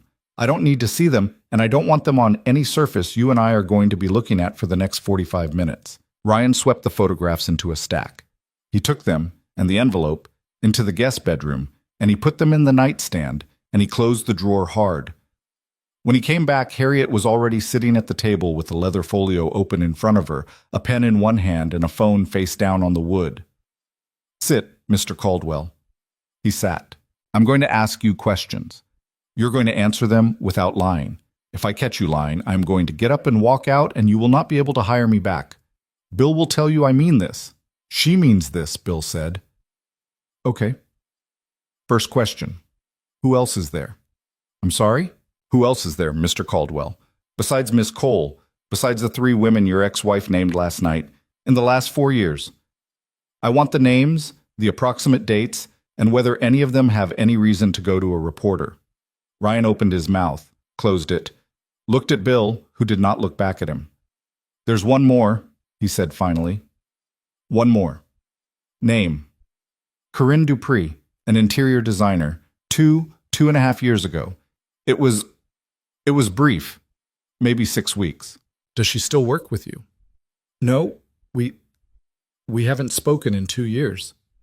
Would she talk to a reporter? I don't know. Mr. Caldwell, I don't know is the worst possible answer. I need you to know, or I need you to call her today, or I need you to tell me the name of somebody who can find out. Which is it? I'll call her. No, you won't. You are not calling anyone for anything for the next 6 months. Give me her number. I will have somebody else call her, and that somebody else is going to be very polite, and the call is going to cost you money. And at the end of the call, Corinne Dupree is going to have signed something. Is she married? She's engaged, I think. Then it's going to cost you more money. Fine. Is there anyone else? No. Think harder. There's no one else. 5 women in 4 years. That's all of them. Harriet wrote something on her pad. Her handwriting was small and ugly and very fast. Second question. Your relationship with your ex-wife, as of the moment she walked into your kitchen in August and you ignored her. Give me an honest appraisal. Don't make it sound better than it was, and don't make it sound worse than it was.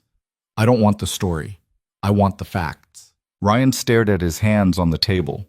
He had a small cut on his knuckle from somewhere. He didn't remember getting it. I hadn't slept in the same bed as her in maybe 4 months, maybe 5.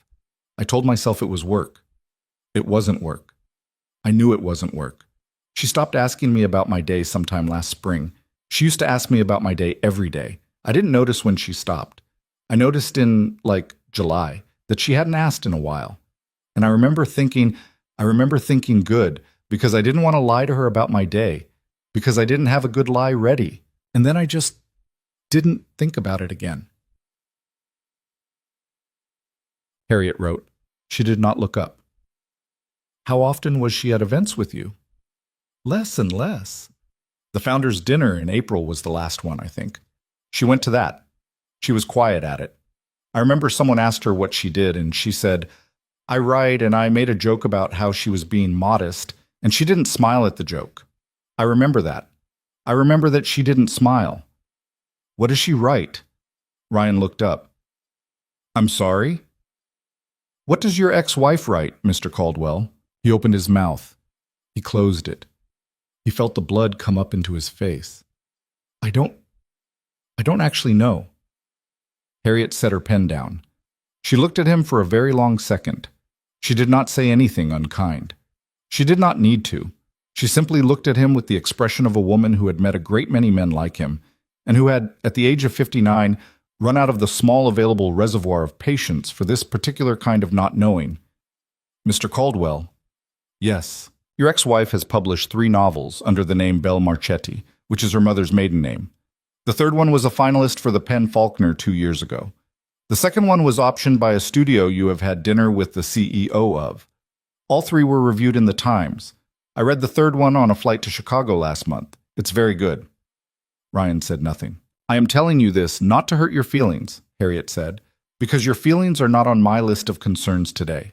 I am telling you this because in approximately 4 hours, a reporter is going to call me and ask whether you were aware your wife is a published novelist and whether you ever read her books, and I need to know what you want me to say. Ryan looked at her. His eyes had gone bright in a way he did not want them to go bright in front of this woman. Tell them I was aware, he said quietly. Tell them I was very proud of her. Mr. Caldwell.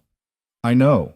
If I say that to this reporter, and the reporter calls 3 of her friends, and 2 of them say he never read a page of any of it, which I am reasonably certain is going to be the case, then I have lied on your behalf, and my name is in the correction, and that is not a thing I do for anybody, not for any amount of money. So we are going to tell a different true thing. We are going to say, what do we want to say, Bill? Help me out. We want to say he's learning, Bill said, without inflection. We want to say the last 6 months have been a period of hard self-reflection. We want to say he deeply regrets not being the partner his wife deserved. We do not want to claim any positive thing he did not do. We want to be a man in public who has understood he failed, and who is not trying to pretend otherwise. That's the frame, Harriet said. She wrote it down. The frame is I failed. The frame is not. It was complicated. Not we grew apart. Not we both made mistakes. She did not make mistakes. You made the mistakes. Those are the words, if anyone asks. You are not going to be allowed to say any of these words on camera for at least 3 months, because you are not going to be ready to say them without your face betraying you. But you are going to practice saying them in the mirror every morning starting tomorrow, and by April you will be ready, and in April we will do one sit-down carefully with a journalist I choose. Agreed. Agreed. Now, the harder part. She closed the folio finally, and folded her hands on top of it. Mr. Caldwell, you understand, do you not, that your ex-wife is not going to help you? I understand. I mean, really understand it. I have had clients who understood it intellectually, and then 3 weeks later called the other party to ask if they would just release a single joint statement to clear the air, and the other party laughed. Your ex-wife is not going to take your call. Her attorney is not going to take my call on anything except the boundary of the divorce itself. Your ex-wife has made a decision. The decision is that you are a finished piece of business. You are not a problem to be managed. You are a box that has been packed and labeled, and it is in a storage unit somewhere she is never going to visit again. Do you understand what I am telling you? I understand. Good. Because here's the thing I am going to ask you to do, and you are not going to want to do it. She tapped her pen once, twice, against the folio. You are going to write her a letter. You just said don't contact her. I did not say don't contact her. Bill said don't contact her. Bill is your lawyer, and Bill is doing his job. I am your PR counsel, and I am doing mine. Our jobs are going to disagree twice today. This is the first time. Bill exhaled loudly through his nose, but did not interrupt. You are going to write her a letter, Harriet said. Handwritten, not typed. 1 page, not 2, not 3, 1. It will say 3 things. It will say I was wrong. It will say I am sorry. It will say I will not contact you again. It will not say but. It will not say however. It will not ask for anything. It will not offer anything. It will not explain anything. It will be 3 sentences if it can be 3 sentences. You will put it in an envelope. You will write her attorney's name and address on it, and you will give it to Bill to deliver. Helena Brandt will open it and decide whether to pass it to your ex-wife. Your ex-wife will probably not read it. That is fine. The purpose of this letter is not for her to read it. The purpose of this letter is for it to exist so that in 6 months, when I am asked by a reporter whether you have reached out to her, I can say he wrote her a letter in January in which he took full responsibility and promised not to contact her, and he has kept that promise. And the reporter will write that down, and it will be true, and the frame of I failed will have a small piece of evidence underneath it. Ryan stared at her. That's public relations, Mr. Caldwell. Yes, it's cynical. It is also, and this is the part people miss, the cynical version and the correct version of the same action, which is a lucky thing. The letter would have been a good idea even if there were no reporters. The letter is a good idea because it is a thing a grown man owes his ex-wife.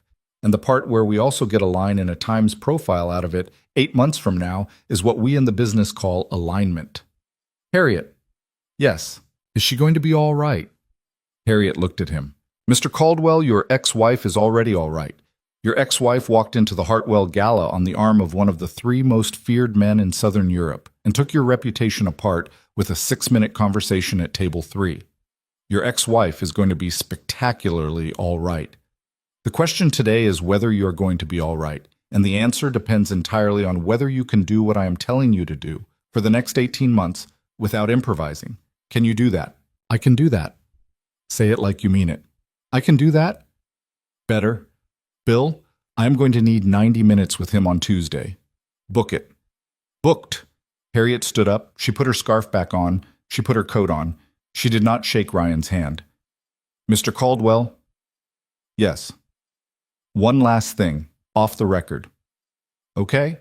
The board is going to ask you tomorrow to take a leave of absence. You are going to say yes. When you say yes, you are going to say it the first time they ask, and you are not going to negotiate, and you are not going to make a speech about how you built that company from nothing. Nobody wants to hear the speech. The speech makes it worse. You say yes. You thank them. You ask how you can be most useful in the transition, and then you get off the call. If you can do that one thing tomorrow, you have a future. If you make a speech, you don't. Are we clear? We're clear. Good. Write the letter tonight. Bill, I'll see you Tuesday. She walked out. The door closed behind her. The apartment was quiet for a second. Bill stood up. He stretched his back with both hands on his hips, the way older men do when they have sat in a chair for too long. She likes you, he said. That was her liking me? Oh yeah, if she didn't like you, she wouldn't have given you the letter assignment. She'd have written you off. That was mercy, Ryan. Ryan stared at the table. Bill? Yes? What was her book called? Which one? The one that was a finalist. Bill paused. He thought about it. He put his coat on slowly, the way a man puts a coat on when he is stalling for time. I think it was called The Quiet Room, he said. I might be wrong. Marjorie read it. Marjorie cried at the end. Marjorie does not cry at books, Ryan. Marjorie is from Warsaw, by way of Queens. Marjorie cries at exactly 3 things, and they are her mother's funeral, her daughter's wedding, and the final episode of a Polish crime show from 1984 that I will not explain. She cried at your ex-wife's book. I remember because I came home from work and she was at the kitchen island with the book in her hands and her face was wet, and I said, "What's wrong?" And she said, "Bill, this woman can write." She never... No, she didn't. Marjorie didn't know you knew her. Marjorie read the book in the fall of the year before last. She read it because her book club read it. She didn't put it together that Belle Marchetti was Isabella Caldwell. Nobody did. That was the whole point, Ryan. She didn't want anyone to know, especially not you. Why not? Bill looked at him with a kind of pity Ryan had not earned. Because, Ryan, she didn't want the part of her life that was hers to get touched by the part of her life that was you. She wanted one room in the apartment that had a lock on it, that's all. The heat came up through the vents. The light from the park was going gray again. Go write your letter, Bill said quietly. I'll pick it up tomorrow morning at 7. Don't fold it weird. Don't add a PS. Don't put a stamp on it. Just write the 3 sentences. He let himself out. Ryan sat at the table for a long time. Then he got up, and he walked into the study at the back of the apartment, and he opened the bottom drawer of the desk, and he took out a pad of cream-colored stationery that Isabella had bought him for his 35th birthday and that he had never used. He took out a fountain pen he had also never used. He sat down. He wrote the date at the top of the page. He stared at the blank paper under the date for a long time. Then he wrote, Isabella, I was wrong. I am sorry. I will not contact you again. Ryan. He read it 4 times. He thought about adding a 4th sentence. He thought about adding something about the book. He thought about writing, I never read it, and I am sorry I never read it, but he heard Harriet Lowen's voice in his head, cold and small, saying, "It will not say, but it will not say however." And he put the pen down. He folded the page once. He put it in an envelope. He addressed the envelope to Ms. Helena Brandt at Pritchard Hayes. It was the first honest letter he had written in 11 years. Monday morning came the way Monday mornings come when you have not slept. The light through the curtains of the apartment on 63rd Street was thin and pink at 6:40, then white by 7:20, and by 8 the whole bedroom was the color of the inside of a shell. Isabella had slept in the guest room again. Luca had slept on the couch again. Neither of them was going to make an issue of it. They had agreed, without saying so, that they were going to let the physical part of this marriage unfold at its own pace, and that the pace was not going to be determined by a ballroom in New York or a list of stories in a gossip column. At 7:30, Luca knocked very softly on the guest room door. "Belle? I'm up." "Coffee." "Coming." She came out in the cashmere robe again, her hair up, her face washed. He had made eggs. He had done it competently, which was a thing she had not known about him, and which was, for reasons she was not going to examine, touching. "I did not know you could cook." "I cannot. I can make eggs. I can make pasta. I can make coffee. That is the list. That is an acceptable list. It has gotten me this far." They ate in the quiet kitchen. The tablet on the counter was on, and the ticker along the bottom of a business channel was muted but visible, and at 9:31 the ticker flashed red, and Caldwell Holdings dropped 6 3/4 points in the first 90 seconds of trading, and then, 18 minutes later, dropped another 2. Isabella watched the number change. She did not say anything. She did not feel anything, which was the thing that surprised her. She had pictured this moment for a long time, in a number of different versions, and in every one of the versions she had pictured a small, clean satisfaction, a quiet there. And instead what she felt was nothing. The stock was a number. The number was going down. It had nothing to do with her anymore. A part of her life that had been hers was being rearranged somewhere else by people she had never met, and it was no more interesting to her than the weather on a day when she was not going outside. Luca was watching her watch the ticker. "You are not going to gloat." "I thought I would. It turns out I don't want to." "Good. Is that good?" "It is who you actually are. It is good that you found out." She finished her coffee. She went back to the guest room. She changed out of the robe into a wool skirt and a black turtleneck and a pair of low boots, the kind of clothes she had worn to her mother's kitchen 1,000 times since she was 14. She packed an overnight bag. She put the 2 pair-cut diamonds into a small felt pouch and then into the zippered inside pocket of the bag.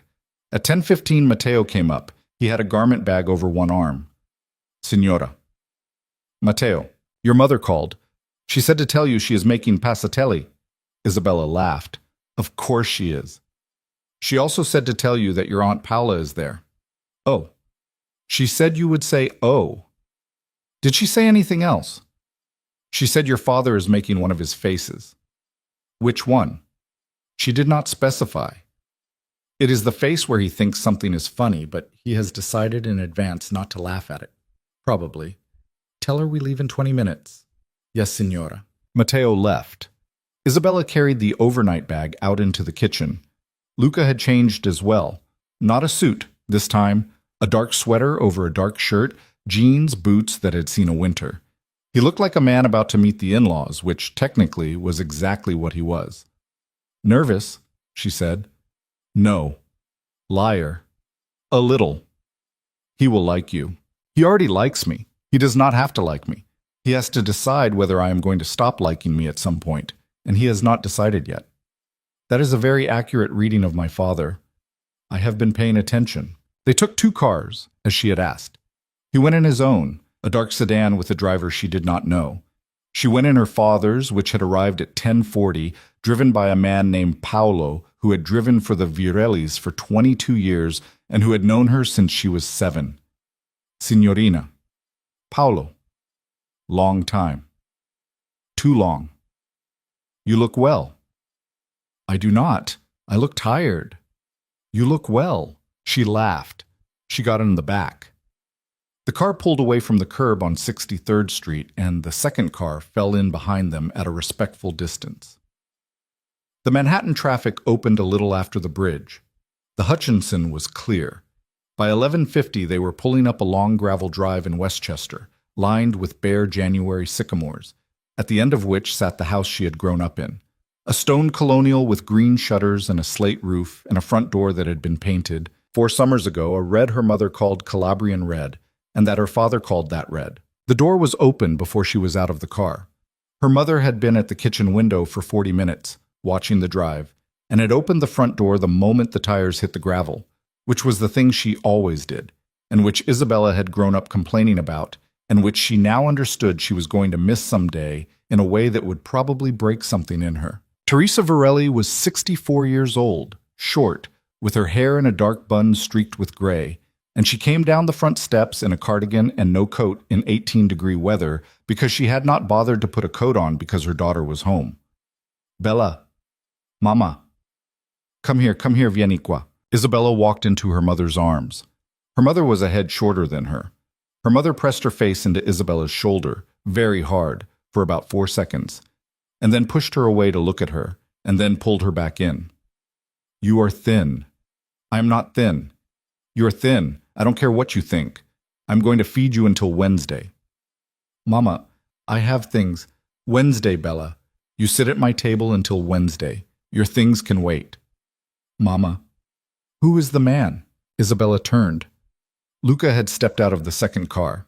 He was standing in the gravel at a respectful distance with his hands at his sides and a small leather case on the ground next to his left foot. And he was, Isabella realized, perfectly still in the way he had been perfectly still in the ballroom, which was how he stood when he was nervous and did not want anybody to know. Mama, this is Luca. Luca. Mrs. Varelli. Come here, figlio mio, don't stand in the cold. Luca picked up the case. He came up the gravel. Teresa Varelli looked at him for 2 long seconds. Up, down, up again. And then she did a thing Isabella had only seen her do 3 times in her life, all 3 for men she was deciding to approve of. She reached up, cupped his jaw in one small hand, looked him directly in the eye, and nodded once. Bravo, ragazzo. Grazie, signora. Inside, both. Your father is in his chair. Your Aunt Paola is in the kitchen. Do not let your Aunt Paola make the coffee. She does not know how to make the coffee. I heard that, Teresa. The voice came from inside the house, sharp, pleased, several octaves south of friendly. Isabella closed her eyes for 1 second of deep childhood familiarity, and then she went up the steps and into the house where she had grown up. The hall smelled the way it had smelled for 33 years. Sage. Lemon. Something braising. The long hallway runner was new, a deep red, but it was in the same shape as every other runner that had ever been there. The gilt mirror over the console table still had the chip in the lower right corner from when her brother Dario had thrown a baseball in the house in 1998, and Dario, who lived in Milan now with his wife and 3 children and a dog named Ugo, was not here, but his coat still hung on the hook like he might come through the door at any minute. Aunt Paola was in this kitchen doorway. She was 71 years old, a widow 3 times over, 4'10" in her shoes, and had opinions about every person she had ever met. She looked Luca up and down in a way that made Isabella want to apologize in advance. This one, Paola said in Italian, to nobody. This one is the one. Paola. What, Teresa? I'm commenting. I can comment. Zia Paola. Basta. Bella cara, you are home. Come kiss your old aunt before your mother feeds you to death. Isabella bent down and kissed her aunt on both cheeks and then on the forehead, which was the sequence her aunt required. Paola patted her face twice, hard, and then patted her once more, gentler. You did good. Thank you, Zia. In the ballroom, you did very good. Your father told me everything. I have been waiting all morning to tell you. You did very good. You did it the Calabrian way, which is that you did not raise your voice and you did not cry, and you walked out. A woman who cries in a ballroom has already lost. You did not cry in the ballroom. I did not cry in the ballroom. Brava! Paola turned her head, slowly, the 4'10" of her rotating like a small gun turret, and fixed Luca with a look. You, yes, signora. You did not touch her in the ballroom. No, signora. Not once. Not once, signora. You let her do it herself. It was hers to do. Paula looked at him for another long beat, and then she nodded, small and final, and turned back to Isabella. "This one," she said again. "This one is the one." From deeper in the house, a voice called out, low, dry, amused in the way a man is amused when he has been listening to a scene he did not stage. "Paula, leave the boy alone. I'm not touching the boy, Marco. I'm looking at him. Looking is free." Marco Varelli appeared in the doorway of the front parlor. He was 69 years old, 6'1.5", white-haired, with the kind of face that had probably been handsome at 35, and that at 69 was something rarer than handsome, which was interesting.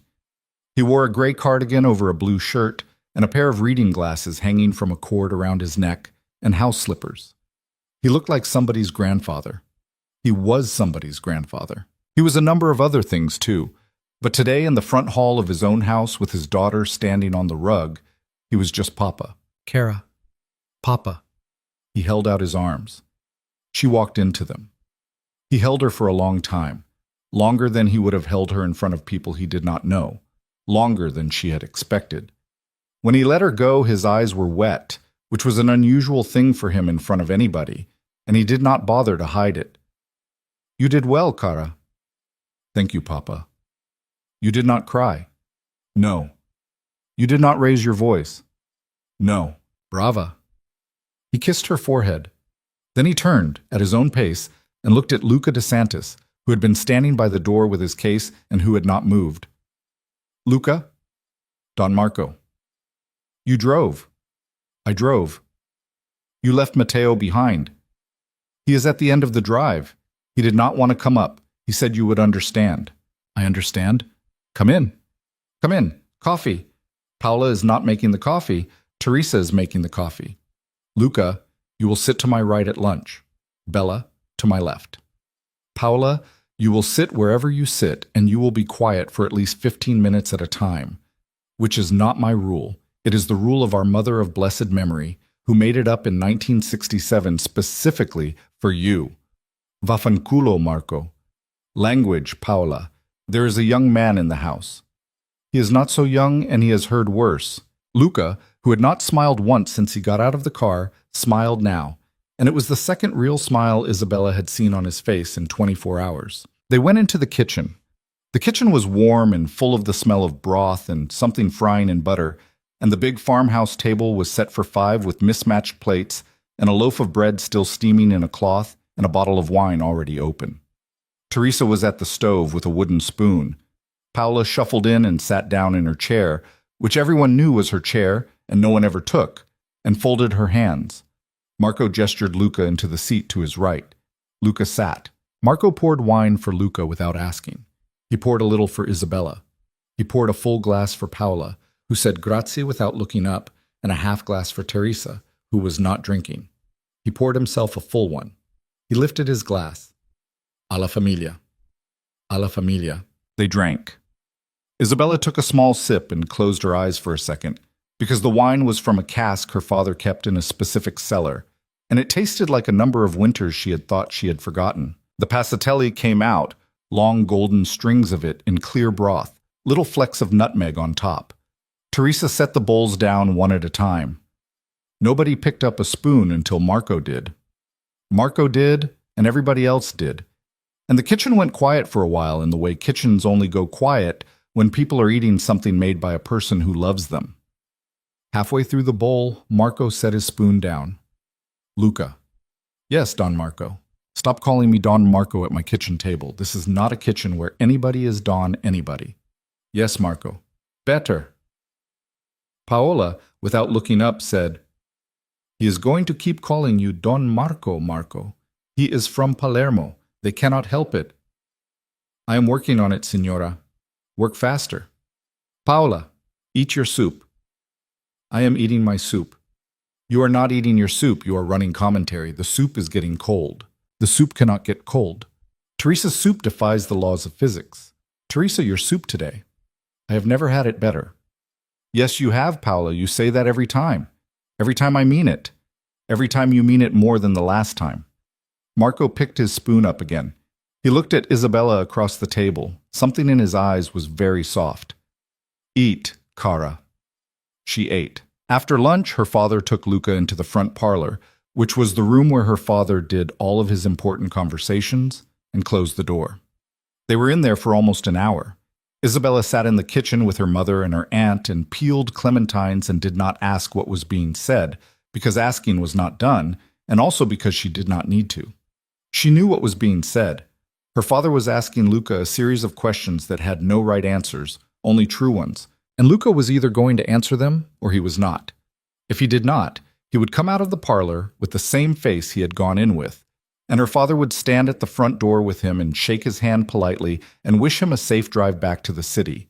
And Isabella would never see Luca DeSantis again, because the one rule of her childhood that her father had never broken was that her father decided who was allowed to come back through that front door. At 12 minutes to 3, the parlor door opened. Luca came out first, followed by her father.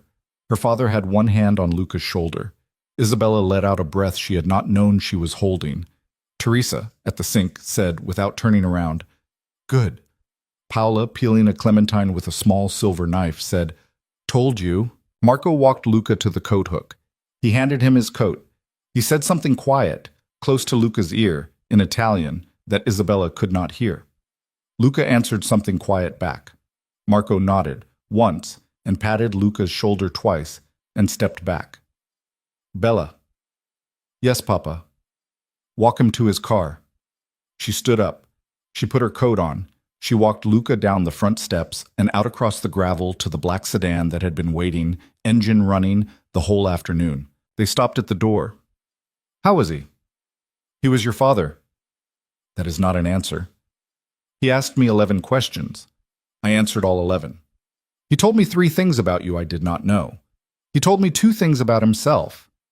He said I was the first person he had told in a long time. He told me that the next time I came to this house, I did not have to bring the leather case I brought today, because I did not have to bring anything to this house except myself." "What was in the leather case?" "Money." "Luca, it is traditional. Papa would not take your money." "He did not. He made me put it in a drawer in his desk. He said it was going into a fund for your nieces. He was joking. I am not entirely sure." "He was probably not joking." "I was afraid of that." She laughed. She stepped closer to him. She put a hand on the lapel of his coat, flat, the way she had put it on his chest in the kitchen that morning, and she did not kiss him this time. She just stood there for a second with her hand on his lapel and her breath making a small cloud in the January air. "Go home. I will call you tonight. Call me tonight. Isabella." "Yes. Whatever you decide about this, about the marriage, about the city, about where you live, about any of it, decide it slow." "I will." "Don't let anyone tell you the timeline." "I won't." "Good." He got in the car. The driver pulled down the gravel drive, past the bare sycamores, and out through the gate at the bottom. Isabella stood in the cold in her coat and watched the car go until she could not see it anymore. Behind her, the front door of the house opened. Her father came out in his cardigan and his slippers, which her mother was going to yell at him about the second he came back inside. "Papa." "Cara." "You approve." "I approved in September, Bella. You have known I approved since September. I am not surprising you today." "I know." I wanted to hear it out loud. He came down the steps in his slippers, carefully, and stood next to her. He put his arm around her shoulders. She leaned her head against the side of his. Her father smelled like sage and bergamot and the particular tobacco he had smoked for 41 years before her mother had made him stop in 2016. Some smells don't leave a man. That one had not left him. "Cara?" "Yes." "You are going to be all right." "I know." "You are going to be better than all right." "Maybe." "Not maybe." "Papa." "Yes."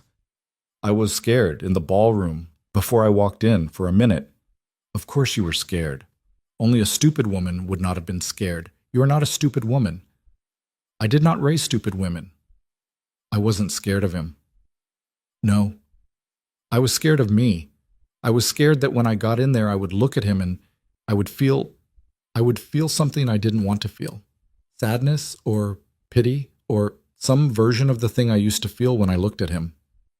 And when I walked in, I looked at him and I didn't feel any of that. I felt nothing, just nothing. And that scared me more than the other version would have. Marco was quiet for a long time. Up at the house, in the kitchen window, her mother and her aunt were watching them, both pretending not to be watching them. Kara, listen to me. I'm listening. When a love dies, it does not always die loud. Sometimes it dies loud, and that is its own thing, and we know how to mourn that one. We cry. We break plates. We call our mother. We go to Italy for a summer. That one is easy. The hard one is when a love dies quiet. One morning you wake up, and it is not there, and you did not hear it go, and you do not know when it left. That one feels like something is wrong with you. It is not. It is only that the love was tired, and it went. You did not kill it. He did not kill it. It ran out. Some of them run out. Ours will not. Your mother's and mine. But some of them do. The feeling you had in the ballroom when you looked at him and felt nothing. That is not a sign that you are broken, Bella. That is the sign that the love was gone a long time before last night. You were only finding out. She didn't answer. Kara. Yes. Come inside. Your mother is going to be hysterical in a minute if I stand out here in slippers one more second. She laughed. She turned. Her father's arm was still around her shoulders. They walked back up the gravel to the front door of the house where she had grown up, and her mother opened it before they got there, and her aunt was already at the stove making a second round of coffee that she had been told not to make, and Isabella Virelli stepped over the threshold into a kitchen that smelled like sage and lemon and broth, and for the first time in a long time, she was home. The winter that followed that January night was one of the coldest New York had seen in a decade, and Isabella Virelli spent most of it upstate, in a guest cottage on her parents' property that her mother had, without asking, prepared for her in early February with fresh sheets and a new reading lamp and a wool throw that had belonged to Isabella's grandmother. She had gone up for a weekend and she had not left. The weekend had become a week and the week had become 3, and at some point in the second half of February, her mother had stopped asking when she was going back to the city and had simply started buying her favorite pasta by the case. The cottage was small, 2 rooms and a kitchen, and it sat at the back of the property with its windows facing the woods. Isabella worked at a table by the window every morning from 7 until 11, longhand, on a novel she had started 3 years earlier and abandoned, and which had come back to her the week after the ballroom in a way she could not explain and did not try to. She wrote about a woman who had lost a child. The woman was not her. The woman's husband was not Ryan. But the grief she had been carrying for 7 years went somewhere, into that woman on that page, and in writing it out she found that the grief got smaller in her own chest, day by day, until by the 1st of March she could read what she had written and not feel her hands go cold. Luca came up on the weekends. He did not press for more than that. He drove up on Friday nights, usually late, after whatever meeting had kept him in the city that week, and he stayed in the main house in a guest room her mother had put him in the first weekend, and that he had not been moved out of since. He ate with the family on Saturday nights. He walked with Isabella in the woods behind the cottage on Sunday mornings. He did not ask her what she was writing. He did not ask her when she was coming back to the city. He did not ask her anything, really, and she found slowly that his not asking was a form of asking so patient that it was changing the shape of her. On a Sunday in the middle of March, walking a trail they had walked maybe 15 times, she stopped in the middle of it and she said, without looking at him, "I think I want to move the rest of my things out of the Arlen." "All right. I don't know where I want to move them to yet." "All right. I am not ready to move them to your apartment on 63rd. I am not asking you to. I know you are not. Good. But I think I might be ready for that in the summer." "All right. That's all you're going to say about it." "What do you want me to say?" She laughed. She started walking again. He walked next to her. "Luca." "Yes." "Is it exhausting for you, being this patient?" He considered the question, the way he considered most of her questions, as if he were physically picking it up and turning it in a careful hand. "No," he said finally. "It is the opposite of exhausting. I spent 15 years being a man who had to move fast. A patient life is easier. I did not know it was going to be easier. I found out this winter." "You're saying I taught you something." "I'm saying you let me find out something." "That is not the same." "No, it is not. They kept walking. By the end of March, the story about the gala had mostly gone quiet. A long piece ran in The New Yorker in the first week of April, written by a woman who had been at table 7 that night and who had sat on the piece for 2.5 months while she verified every quote. The piece was good. It was, in places, devastating. It named Ryan once in the first paragraph and then referred to him after that only as her ex-husband, which was, Helena Brandt told Isabella over the phone, the single worst thing that could happen to a man of his particular kind of vanity. The piece did not name Vanessa at all. Vanessa had moved back to Cleveland in the first week of February and had, in a small surprise to people who had taken her for a certain kind of woman, enrolled in a paralegal program at a community college there and begun dating a high school teacher named Marcus, who had not, as of the piece's publication, heard of any of it. The New Yorker piece ended with a line that Isabella read 3 times on the morning it ran and then set aside and did not read again. The line was, the most dangerous thing a man can do is assume that a quiet woman is a small one. Luca had read the line too. He had not said anything about it. He had set the magazine on the kitchen counter in her cottage and gone out to split wood with her father for an hour, which was a thing the two of them had started doing on Sunday mornings without any of the women in the family quite understanding when or how it had begun. Ryan Caldwell went on leave from Caldwell Holdings on the first Tuesday of February. He did not make a speech at the board meeting. He said yes the first time he was asked, the way Harriet Lowen had told him to, and he thanked the board, and he asked how he could be most useful in the transition. Peter Halbrook had, Bill told him later, looked surprised. Peter Halbrook had expected a fight. Peter Halbrook had come away from the call believing, against his prior assumptions, that Ryan Caldwell might be a slightly different person now than he had been 3 weeks before. He was, and he was not. The change was smaller than Peter Halbrook gave it credit for, and it was also real. Ryan spent the spring in a rental in Katona, not because he wanted to be in the country, but because his therapist had told him that spending a month in his penthouse alone was likely to produce exactly the kind of decision he was trying not to make. He went to therapy twice a week. He stopped drinking. He stopped dating. He read a book, a whole one, for the first time in 11 years, which was embarrassing to admit to his therapist and which she made him admit anyway. He read Isabella's 3rd novel, the one that had been a finalist for the P.N. Faulkner, on a Saturday afternoon in the 2nd week of April, in a chair by a window in the Katona rental, and when he finished it, he sat in the chair for a long time with the book closed on his lap and he cried, not prettily, for about 20 minutes. He did not call her. He did not write her a second letter. He did not do any of the things Bill had warned him he might be tempted to do. He put the book back on the shelf, and on Monday morning he went to therapy, and he told his therapist, she can really write. And I never read a word of it in 7 years, and I want you to understand that I understand what that means. His therapist, a woman named Dr. Freitas, with short gray hair and an office full of succulents, had looked at him and said, good. That is the beginning of the only useful kind of guilt, Mr. Caldwell. The kind that teaches you something instead of performing for you. He did not go back to Caldwell Holdings. The leave became, by June, a resignation, which was framed in the press release as a mutual and amicable decision, and which was, in private, not mutual and not particularly amicable, but which he did not fight because Harriet Lowen had told him not to, and because by June he had begun to understand that the company had not really been his, any more than the apartment had been, or the marriage had been. He had been the front of a thing. He had played the front well for a long time. He was not the front anymore. He had to figure out what else he was.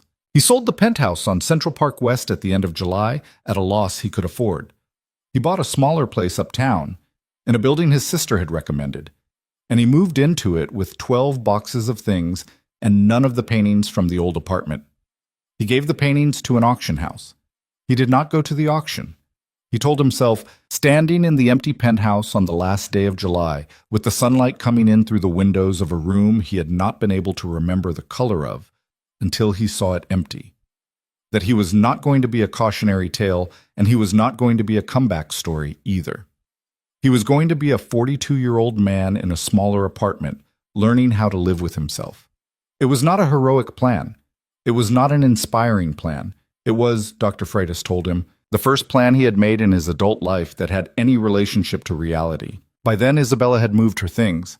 Not into Luca's apartment, not yet, She had taken a floor in a small building in the West Village, a place with old wooden floors and tall windows and nothing on the walls, and she had sat on the floor of the empty living room on the first day of July with a cup of coffee in her hands, and she had watched the sun move across the boards for an hour before she had started unpacking.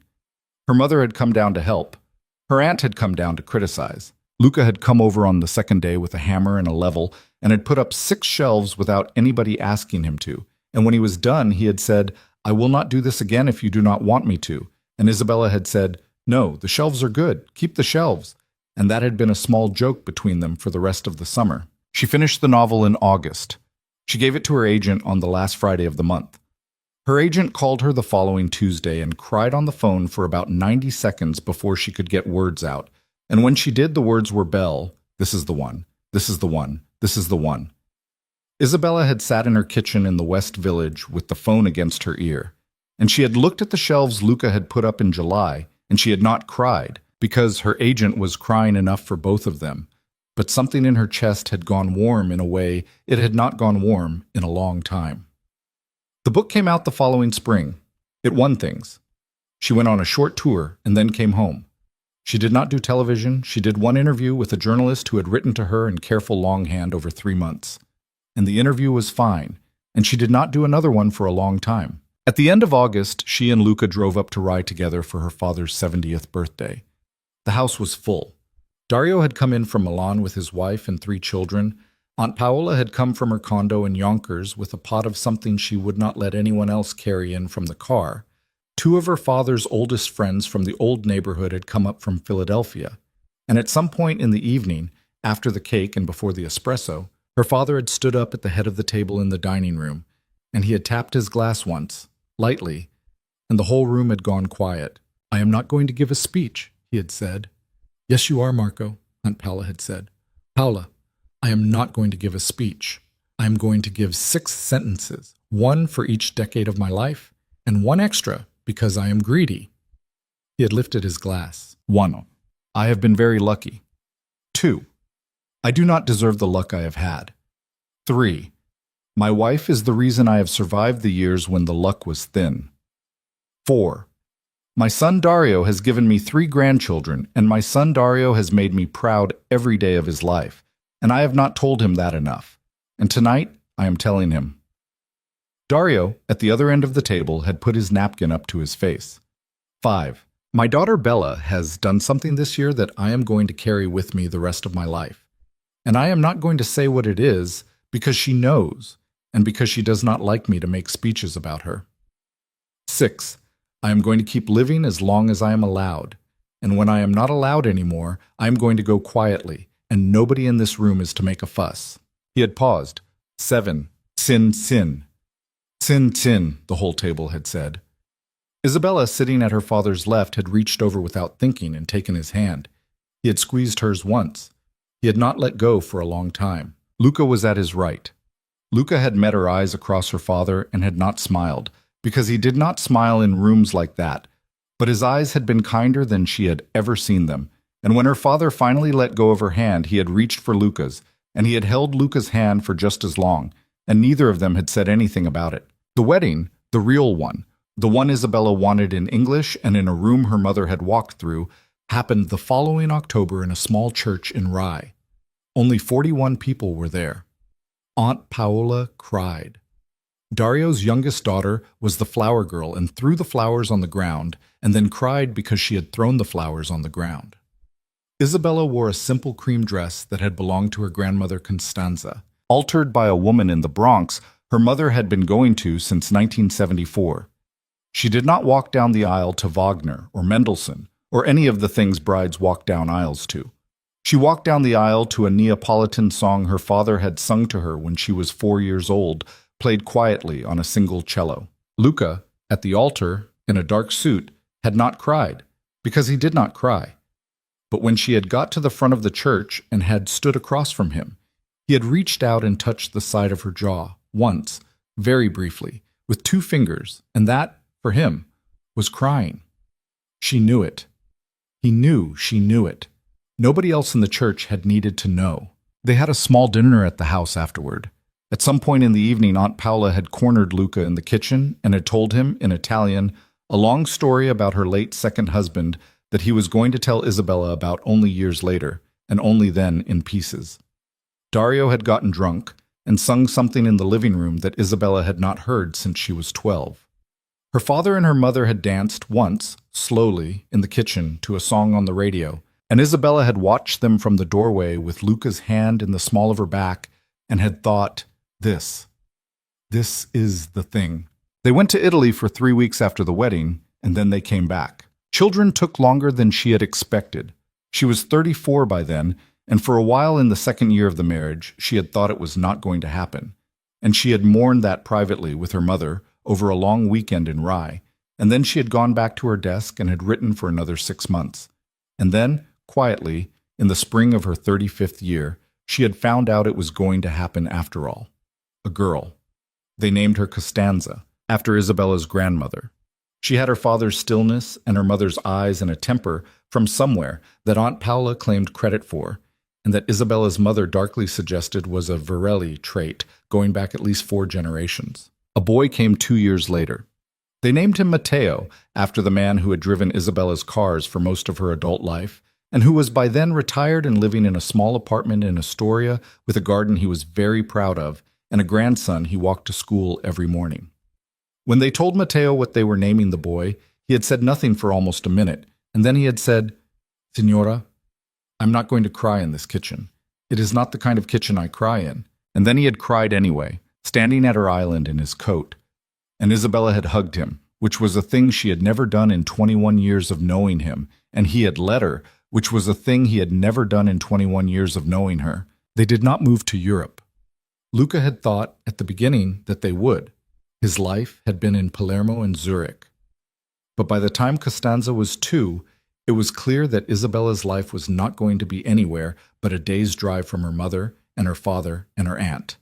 And Luca, who had learned in his 30s that a man who loves a woman has to be prepared to live where her people are, had adjusted. He kept an apartment in Zurich. He went there 4 or 5 times a year for a week at a time. He took Costanza with him, once she was old enough, and then Matteo, once he was old enough, and the 2 children grew up fluent in 3 languages and unafraid of airports, which was, Isabella thought, a small gift that she herself had not been given in childhood and that she was pleased to be giving them. Luca's work changed too. By the time Costanza was 4, the parts of his life that had required a certain kind of stillness in rooms full of dangerous men had mostly been handed off to younger men who were, he said, less tired and more hungry and welcome to it. He kept a few interests. He sat on 2 boards.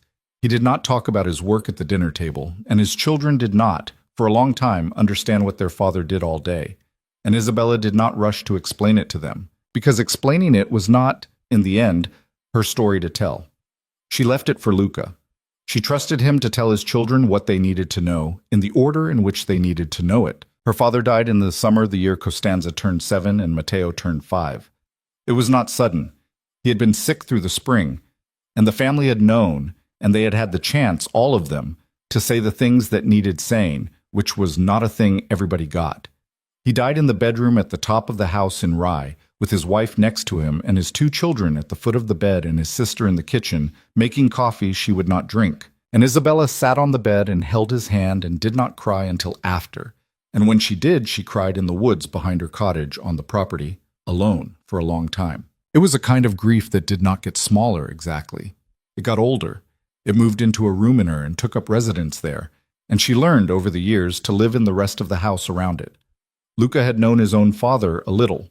Luca understood without needing it, explained. He did not try to fix it. He did not tell her it would pass. He made dinner on the nights when she could not. He read to the children on the nights when she could not. He sat next to her in bed and did not talk when she did not want to talk.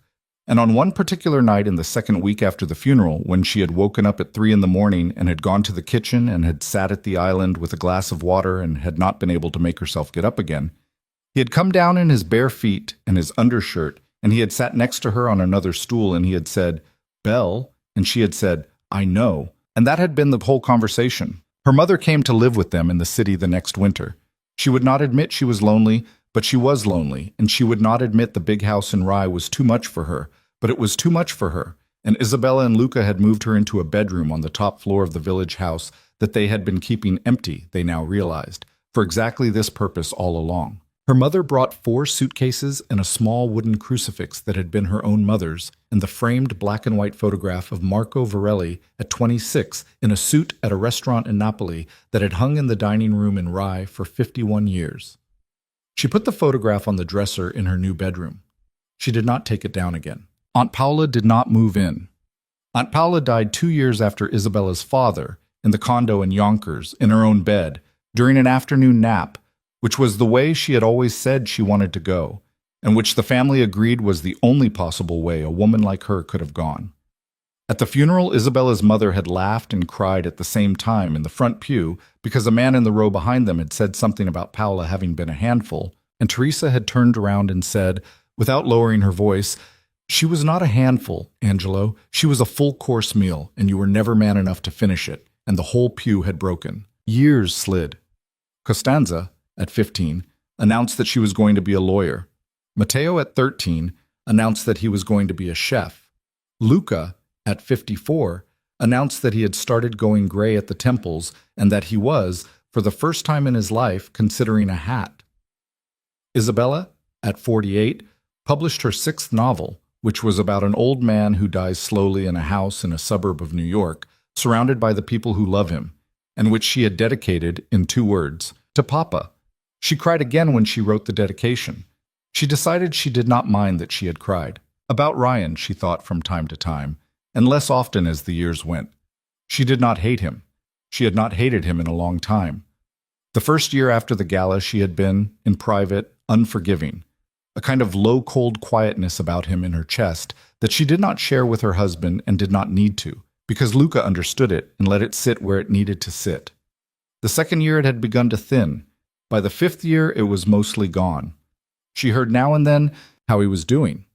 He had sold the company, which had not been his to sell, and which he had ended up owning a smaller piece of anyway, at the end of the leave. He had moved into the smaller apartment and had stayed there. He had not remarried.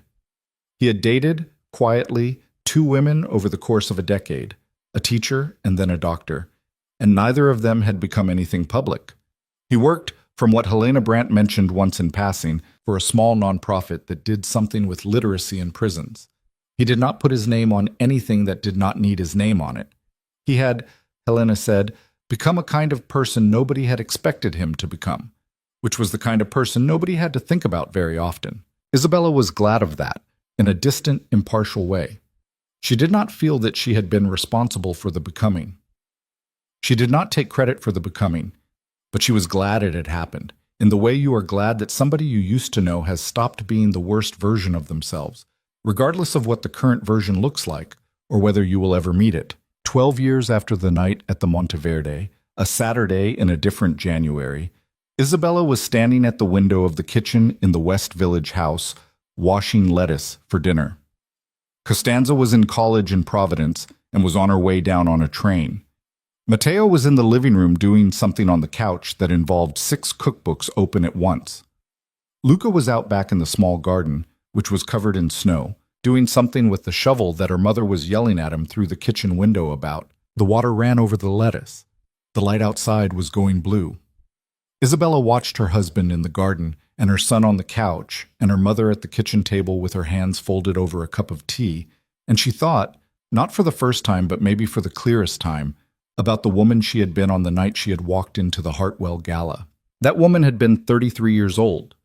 That woman had been wearing platinum silk and 2 pear-cut diamonds and a calm she had rehearsed in a hotel bathroom for 6 hours.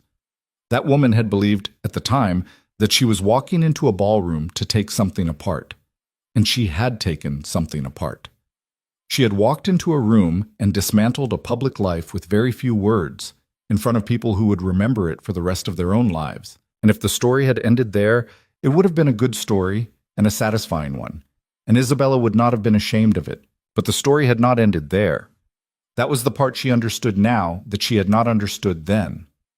A woman who walks into a ballroom to take a life apart can walk out again with the pieces in her hands and realize slowly, over a long cold winter, that the pieces are not what she wanted.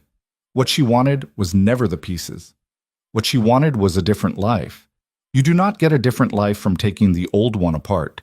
You only get an empty place where the old one used to be. The different life comes, if it comes, from what you put in the empty place after. She had put a lot of things in the empty place. She had put a novel, and then another one. She had put a marriage, the real kind, not the performed kind. She had put a house with old floors and a shelf Luca had hung in an afternoon. She had put 2 children. She had put a mother in a bedroom on the top floor. She had put Sunday mornings in the woods. She had put a grief that had come to live with her, and that she had made room for. She had put a father's voice in her head that she still heard, most days saying cara, saying brava, saying don't punish yourself by doing it alone. She had put all of those things in the empty place where her old life had been, and together, over 12 years, they had become a life she had not imagined on the night she walked out of the Monteverde. That night she had imagined only victory. Victory, it turned out, had been a small thing. It had been 2 hours long. It had ended when she got into the back of a black car on Park Avenue. What came after was the life. And what came after was not victory, because victory was the wrong word for it. Victory was a word for something you did to somebody else. What came after was something you did for yourself, quietly, over a long time, with the help of a few people who had been paying attention. She turned off the water. She shook the lettuce out in the colander. Behind her, her mother said, in Italian, that the lettuce did not need to be washed that long. She said it every Saturday. Isabella had washed the lettuce that long every Saturday for 12 years. Neither of them was going to change. The back door opened. Luca came in with snow on his boots and snow on his shoulders, and his face red from the cold. "Your mother," he said, "is going to make me split that wood in June, in July, and in August if she keeps yelling about the shovel. She's going to make you split that wood in June, in July, and in August anyway. I know. You're going to do it anyway. I know. Luca." "Yes." "Come here." He came over. He put his cold hands on the small of her back for a second, and she yelped and then laughed, and her mother, from the table, said Madonna, and Matteo from the couch said gross, and Luca said, very quietly, next to her ear, "Are you all right, Belle?" "Yes." "Good." "Luca." "Yes." "It is good, isn't it?" He knew what she meant. He always knew. He put his forehead very briefly against hers. "Yes, Belle. It is good." Outside, the snow started up again, slow and wide, fat pieces the size of small coins, the same kind of snow that had been coming down on Park Avenue 12 years before, when a woman in a platinum dress had walked out of a ballroom and into the rest of her life. Inside the kitchen, the radiator hummed, and the lettuce was in the colander, and somewhere a train out of Providence was carrying a 19-year-old girl down the Hudson line toward her mother's house, and the oven was preheating, and a boy on the couch was deciding between 2 recipes, and a woman at the table was humming a song she had learned from her own mother 65 years before, and a man was taking off his wet coat. The best revenge, Isabella had come to understand, is not making the other person small. The other person makes themselves small on their own. Eventually, if they are that kind of person, and if they are not that kind of person, no amount of ballroom performance is going to make them small for you. The best revenge is not even a revenge. The best revenge is what you build, with your hands, in the ordinary quiet years after the ballroom, with the people who had been waiting for you to notice that they were there. The best revenge is a Saturday afternoon in January with wet lettuce, and your mother correcting you and your husband's cold hands on the small of your back. She had walked into a gala to win a war she had already won. It had taken her 12 years of winter Saturdays in a kitchen in the village to understand that the gala had not been the victory. The victory had been everything after. The victory had been, was, and would continue to be the slow, ordinary work of putting a life together after the old one had fallen away, of choosing, every morning, to stay inside a life you had made on purpose, instead of one that had been arranged for you. The snow kept coming down. The radiator hummed. Somebody, probably Matteo, turned on a kettle. Her mother stood up slowly with both hands on the edge of the table and shuffled over to the stove to start something else that did not need starting. Luca hung his coat on the hook by the back door. Outside, in the garden, the shovel lay where he had left it, and the snow was already beginning, gently, to cover it. Isabella Varelli, 45 years old, novelist, wife, mother, daughter, stood at her kitchen sink in her own house with her family at her back, and she looked out at the falling snow, and she did not think, this time, about the ballroom, or the platinum dress, or the man at table 3, or any of it. She thought about dinner. She thought, the lettuce is washed, and Costanza's train gets in at 6, and I need to take the bread out of the freezer. That was the real ending. That was the one nobody tells you about when you are 33 years old and planning your entrance. The story you are building is not the one you walk into a ballroom to tell. The story you are building is the one in which, one ordinary Saturday, 12 years later, you stop having to tell the ballroom story at all. And that, in the end, was the thing she had rebuilt. Not an empire, not a kingdom, a kitchen, a family. A life so quietly good that the loudest night of it had faded, over a long time, into a thing that had happened once, a long time ago. To a younger woman she still remembered with a certain fondness, the way you remember a friend who helped you move one summer and then moved away herself, and whom you thanked later when you were finally settled for everything she had done.